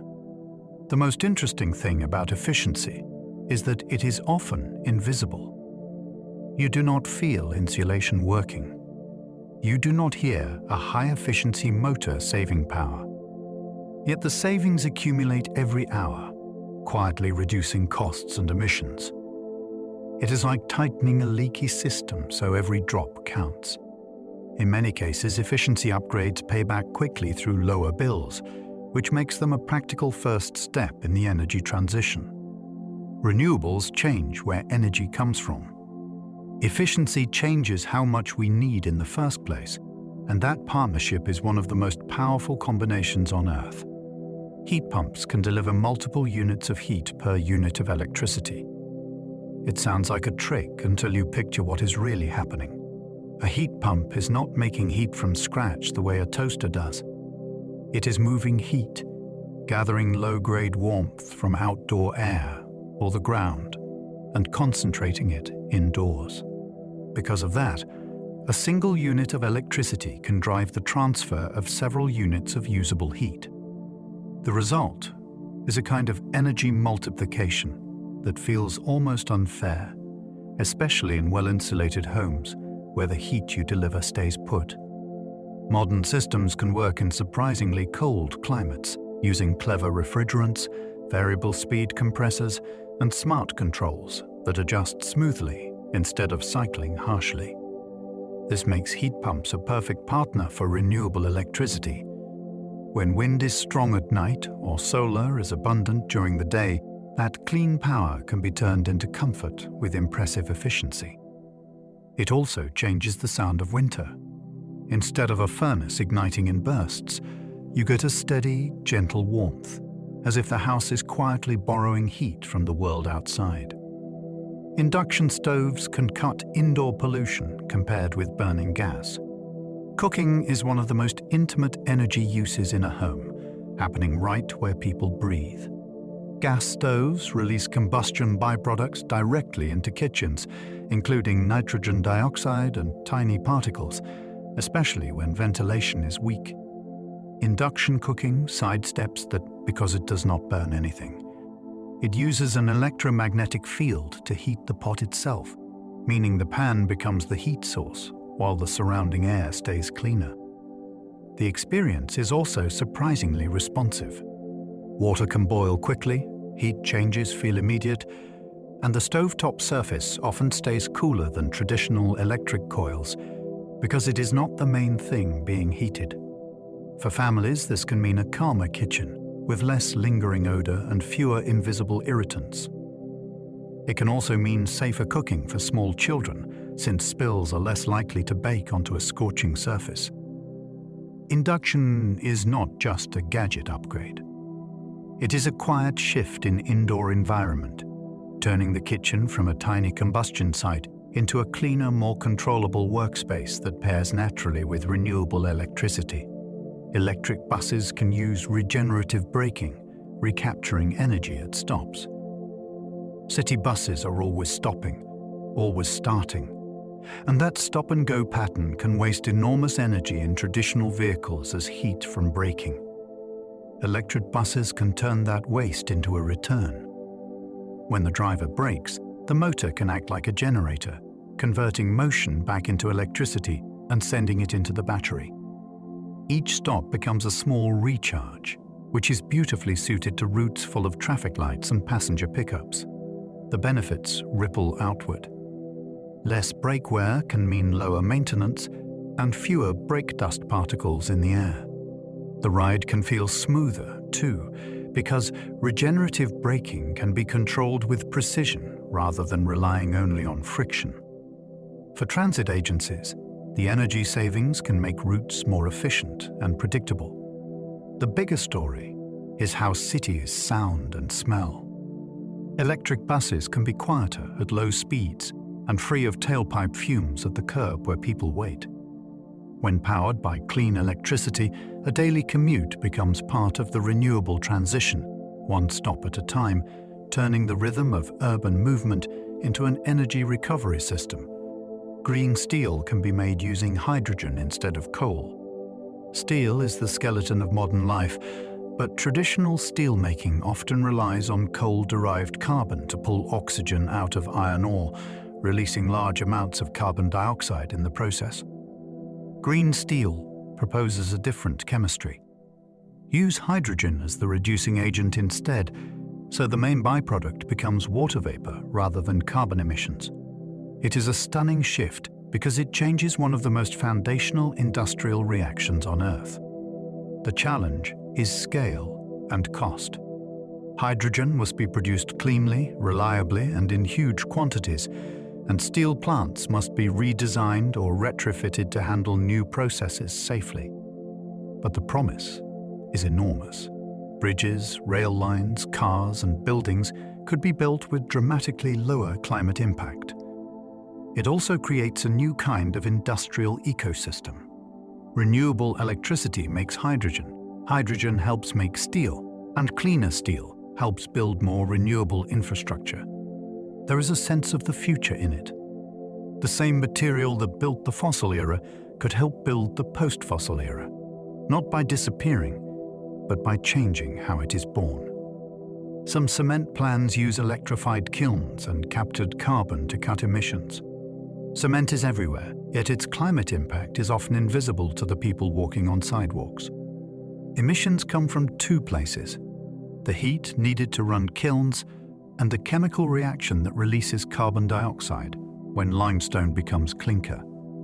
New approaches aim at both problems. Electrified kilns could replace fossil flames with renewable-powered heat, especially as high-temperature industrial electrification improves.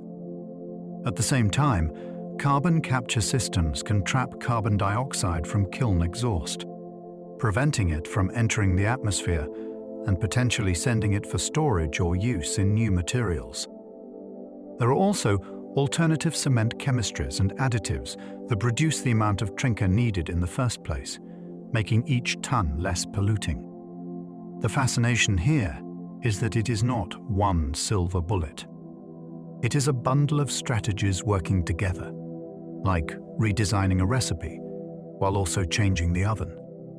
If successful, it means the buildings of the future can be built with less hidden climate cost.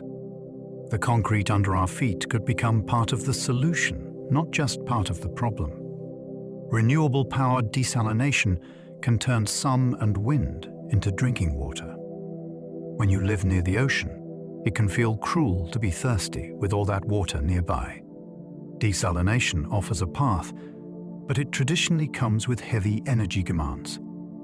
Pairing desalination with renewables changes the feel of the whole system. Instead of burning fuel to force water through membranes, coastal wind and solar can supply the power, making fresh water with a smaller climate footprint. It also opens creative operating styles. Plants can run harder when renewable power is abundant, storing water in reservoirs or tanks for later use and easing off when the grid is tight. That flexibility can help both water management and energy management, especially in sunny coastal regions where demand rises with heat. The key is doing it responsibly, because brine must be handled in ways that protect marine ecosystems. When designed well, it becomes an elegant loop. Sunshine and sea breeze become electricity. Electricity becomes fresh water, and fresh water supports communities that might otherwise face severe scarcity. It is one of the most human uses of clean power, turning renewable energy into something you can drink. Agrivoltaics lets crops grow under panels, balancing shade and yield. There is a gentle surprise hidden in the idea of farming under solar panels. Plants do not always want full, intense sunlight all day. In hot climates, too much sun can stress crops, dry soil faster, and increase irrigation needs. Agrivoltaics places panels above fields with enough spacing and height to allow farming below, creating a pattern of moving shade that can protect certain crops from midday heat. The panels generate electricity while the land continues to produce food, which helps ease the fear that renewables must replace agriculture. The microclimate can change in interesting ways. Shade can lower leaf temperatures, reduce evaporation, and in some cases extend the growing season for crops that prefer cooler conditions. Farmers can also gain a second income stream from electricity, which can stabilize finances when weather or markets are unpredictable. The magic is coexistence. Instead of making energy and food compete, agrivoltaics invites them to cooperate, turning a field into a shared space where photons do double duty. Solar can power irrigation, reducing diesel use in rural farming. In many rural areas, irrigation depends on diesel pumps, which can be expensive, noisy, and vulnerable to fuel shortages. Solar-powered irrigation changes that dynamic by letting farms draw energy directly from the sun, often right where the water is needed. During bright hours, panels can drive pumps that lift groundwater or move water through canals, aligning naturally with the times when crops are most thirsty and evaporation is highest. This can reduce operating costs and cut air pollution in farming communities. It can also bring a kind of independence. Instead of planning around fuel deliveries, farmers plan around sunlight and water availability.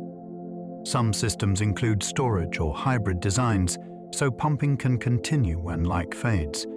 But even without that, the daytime pumping can be a major improvement.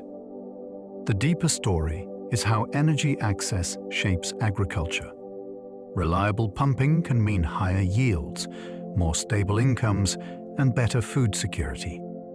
Solar irrigation is renewable energy in its most practical form, not an abstract grid concept, but a direct support for the everyday work that feeds people. Clean power can make synthetic fuels by combining hydrogen and captured carbon. Some machines are hard to electrify directly, especially long-haul ships, certain industrial processes, and parts of aviation. Synthetic fuels offer another route. Use renewable electricity to produce hydrogen, then combine that hydrogen with captured carbon dioxide to create liquid fuels that can work in existing engines. The chemistry can produce fuels like synthetic kerosene or methanol, depending on the pathway. The concept is fascinating because it treats carbon dioxide not only as waste, but as an ingredient pulled from industrial streams or even the air and then reused. It is not simple. Capturing carbon, producing hydrogen, and synthesizing fuels requires energy. and efficiency losses mean these fuels should be reserved for uses where direct electrification is difficult. Yet the promise is powerful for a transition period, because it can decarbonize parts of the economy without waiting for every engine and every tank to be replaced. It is like turning renewable electricity into a liquid form, a kind of stored sunshine that can travel across oceans and power heavy work. If done with genuine captured carbon and clean hydrogen, it becomes a bridge between today's infrastructure and tomorrow's clean energy system. District energy can share heat like a neighborhood-scale bloodstream. Most buildings make and waste heat in isolation, like each one living on its own island. District energy connects them. A network of insulated pipes carries hot water, steam, or chilled water between buildings and central energy sources, allowing heat to be produced efficiently and shared where it is needed. This can unlock surprising efficiencies. Waste heat from data centers, industry, or refrigeration can be captured and distributed. Large heat pumps can serve many buildings at once, operating more efficiently than smaller units scattered everywhere. Thermal storage can be added too, allowing the system to bank heat or coolness and deliver it later. The result can be lower costs, lower emissions, and more resilience, because a network can reroute energy if one component fails. The imagery is almost biological. The neighborhood becomes an organism, circulating warmth the way a body circulates blood, keeping spaces comfortable with less waste. When paired with renewable electricity or geothermal sources, district energy can turn entire blocks into a coordinated, low-carbon comfort system, quietly upgrading the way cities breathe. The first renewable revolution was simply using water wheels and windmills. Before wires and engines, people already knew how to borrow power from the world around them. A turning wheel in a stream could grind grain, saw wood, or pump water, transforming a village's daily labor into something lighter and more reliable. Windmills did the same on open plains and coasts, capturing moving air to mill flour and drain wetlands.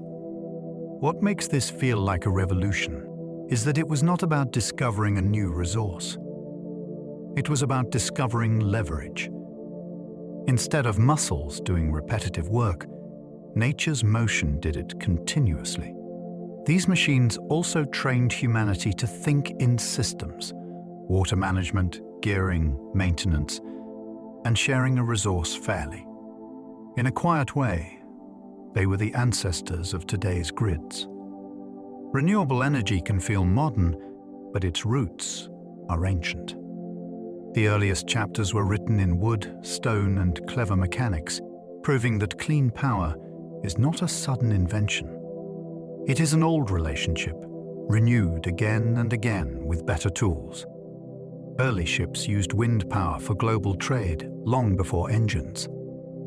Long-distance trade once depended on understanding the sky as well as the sea. Sailors learned seasonal winds, ocean currents, and the patterns of monsoons, timing voyages around nature's schedule. A ship's sails were not just fabric. They were energy collectors, turning the atmosphere's motion into thrust that could carry spices, metals, textiles, and stories between continents. This is renewable energy in one of its most world-shaping forms, because wind-powered shipping helped connect cultures, spread ideas, and build early global economies. It also demanded sophisticated navigation and risk management, because nature's generosity could become nature's danger in a storm. The wonder is that the same wind that whistles past your window once moved entire civilizations' supply chains. Today, there is renewed interest in modern sailing assistance for shipping, not as nostalgia but as engineering, using wing sails, kites, and route optimization. It is a reminder that clean power is not new to transportation. It is part of our oldest adventures. Some islands now chase 100% renewables to escape fuel imports. On an island, energy dependence can feel like a constant tax on daily life. Fuel arrives by ship prices can spike without warning, and storms can interrupt deliveries when power is needed most. That is why many islands are becoming laboratories for renewable systems. When sunlight, wind, and sometimes geothermal resources are paired with storage and smart controls, an island can begin to produce its own power locally, reducing the vulnerability that comes with imported fuel. The transition can also reshape local economies. Money that once left the island to buy diesel can circulate at home, supporting technicians, maintenance crews, and community-owned projects. Islands also tend to have clear boundaries and simpler grids, which makes them ideal places to test microgrids, advanced forecasting, and new storage strategies. The story is not always easy, because equipment must withstand salt air and strong storms. Yet the motivation is powerful and personal. Energy independence on an island is not just an environmental goal. It is freedom from uncertainty, built from sunrises, sea breezes, and thoughtful planning. Renewables can strengthen energy independence for countries without oil reserves. For many nations, energy policy has long been shaped by geology that cannot be changed. If you do not have large oil or gas reserves, you must import fuel, and that can influence budgets, diplomacy, and security. Renewables offer a different path because the reserves are not buried underground. They are spread across landscapes and coastlines as sun, wind, and flowing water. When a country builds more renewable capacity, it can reduce its exposure to global fuel markets and shipping disruptions. That shift can be economically stabilizing, especially for countries where fuel imports strain foreign currency reserves. It can also encourage domestic industry, from manufacturing components to training a skilled workforce. Independence does not mean isolation, because grids still trade and supply chains still exist. But it does mean a greater ability to meet basic energy needs with resources that arrive daily and locally. The deeper fascination is how this reshapes power in the world. In a renewable heavy future, advantage is not limited to places with oil fields. It belongs to places that can plan, build, maintain, and coordinate their natural energy flows effectively. Electrifying everything makes renewables more powerful than just electricity generation. Renewables become truly transformative when electricity stops being a single category and starts being the common language of energy. When vehicles, building heat, and some industrial processes shift from direct fuel burning to electricity, every new wind farm or solar plant can replace emissions in more than one sector. This is why electrification is often the hidden strategy behind renewable success. Electric motors are efficient, so the same energy input can move more work. Heat pumps can deliver warmth far more effectively than resistive heating. Electric transit can reduce urban noise and local fumes, while also becoming easier to power cleanly over time. Electrification also creates new flexibility. Charging can be scheduled, heating can be stored in building thermal mass, and systems can respond to grid conditions. The fascinating twist is that clean electricity is not just cleaner. It can be more controllable. Once energy is in electrical form, it can be measured, optimized, and coordinated with precision. Renewables are the supply side, but electrification is the amplifier that lets that clean supply reach deeper into everyday life. Heat, transport, and industry together make renewables a full system story. It is tempting to think renewable energy is simply about replacing one power plant with another, but the real drama is bigger. Heat is a huge share of energy use, from homes to factories, and changing how heat is made can reduce emissions faster than many people expect. Transport is another giant, and it spans everything from bicycles to freight ships. Industry adds its own complexity, needing high temperatures and chemical feedstocks that electricity alone cannot always provide. When these sectors are considered together, renewables stop being a niche solution and become the backbone of a new system. you start to see how pieces connect. Clean electricity can power heat pumps, charge vehicles, and make hydrogen for steel or chemicals. Efficiency reduces the amount of generation needed. Storage and grids link it all. This is why the transition is not just technical, it is architectural. It redesigns the way energy moves through society, like reorganizing a city's roads, plumbing, and communications all at once.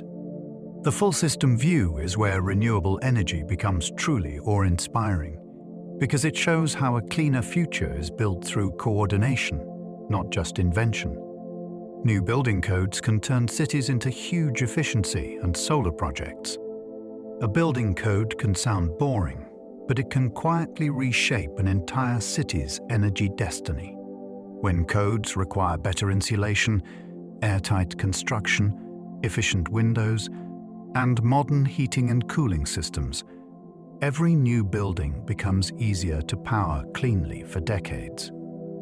Some codes also encourage or require wiring that supports heat pumps, electric vehicle charging, and rooftop solar, making clean upgrades simpler later. Over time, this creates a compounding effect. Instead of retrofitting everything at great expense, the city grows in a cleaner direction by default. The most fascinating part is how invisible the change can be. A well-insulated wall does not announce itself.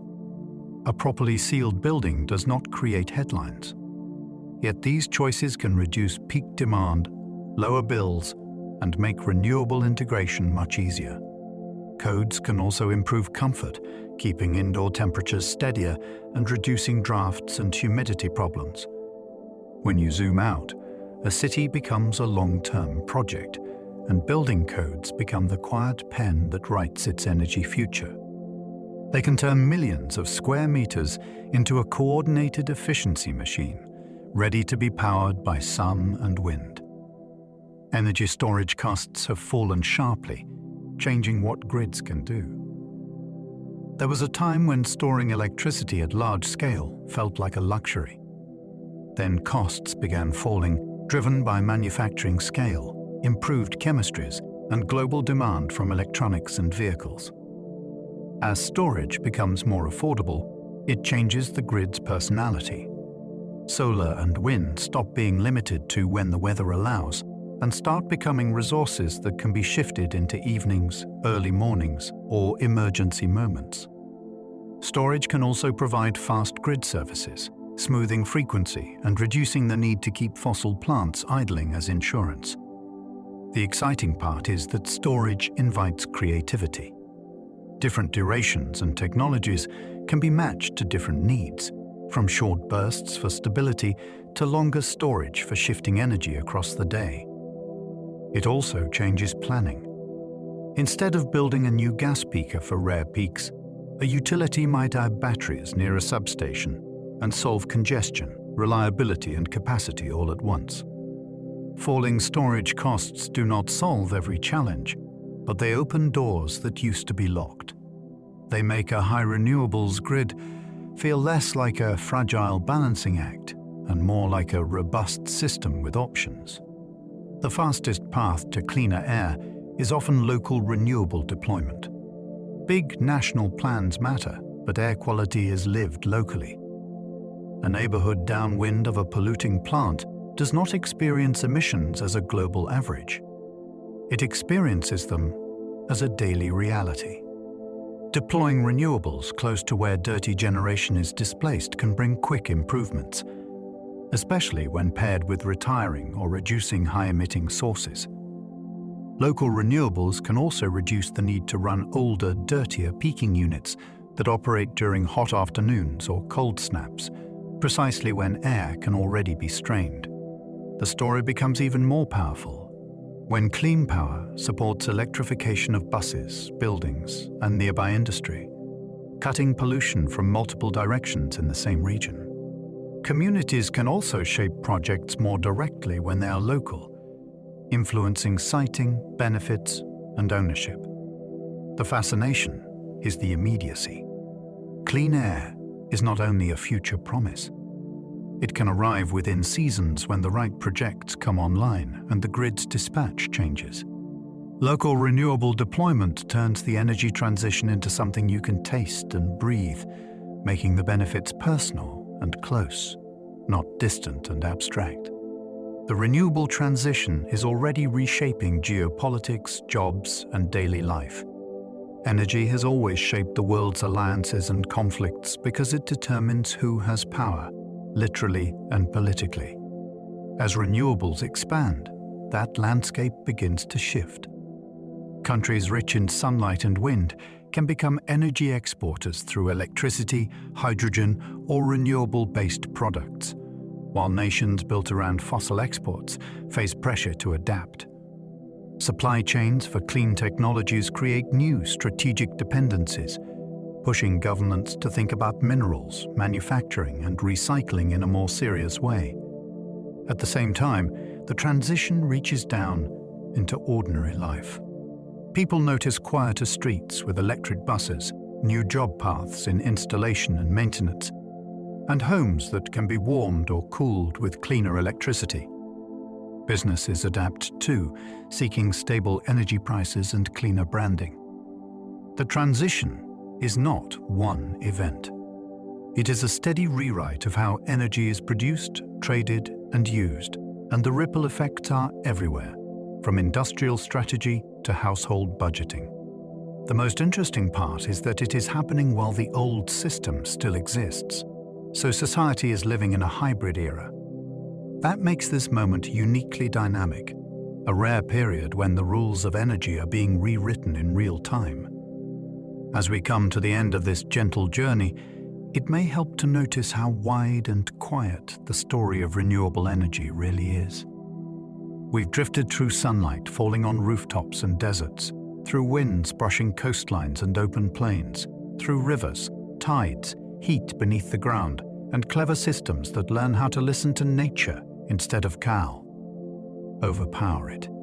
Together, these ideas form a calm picture of a world learning to move in rhythm with itself, borrowing energy without burning, sharing warmth, light, and motion with a little more care.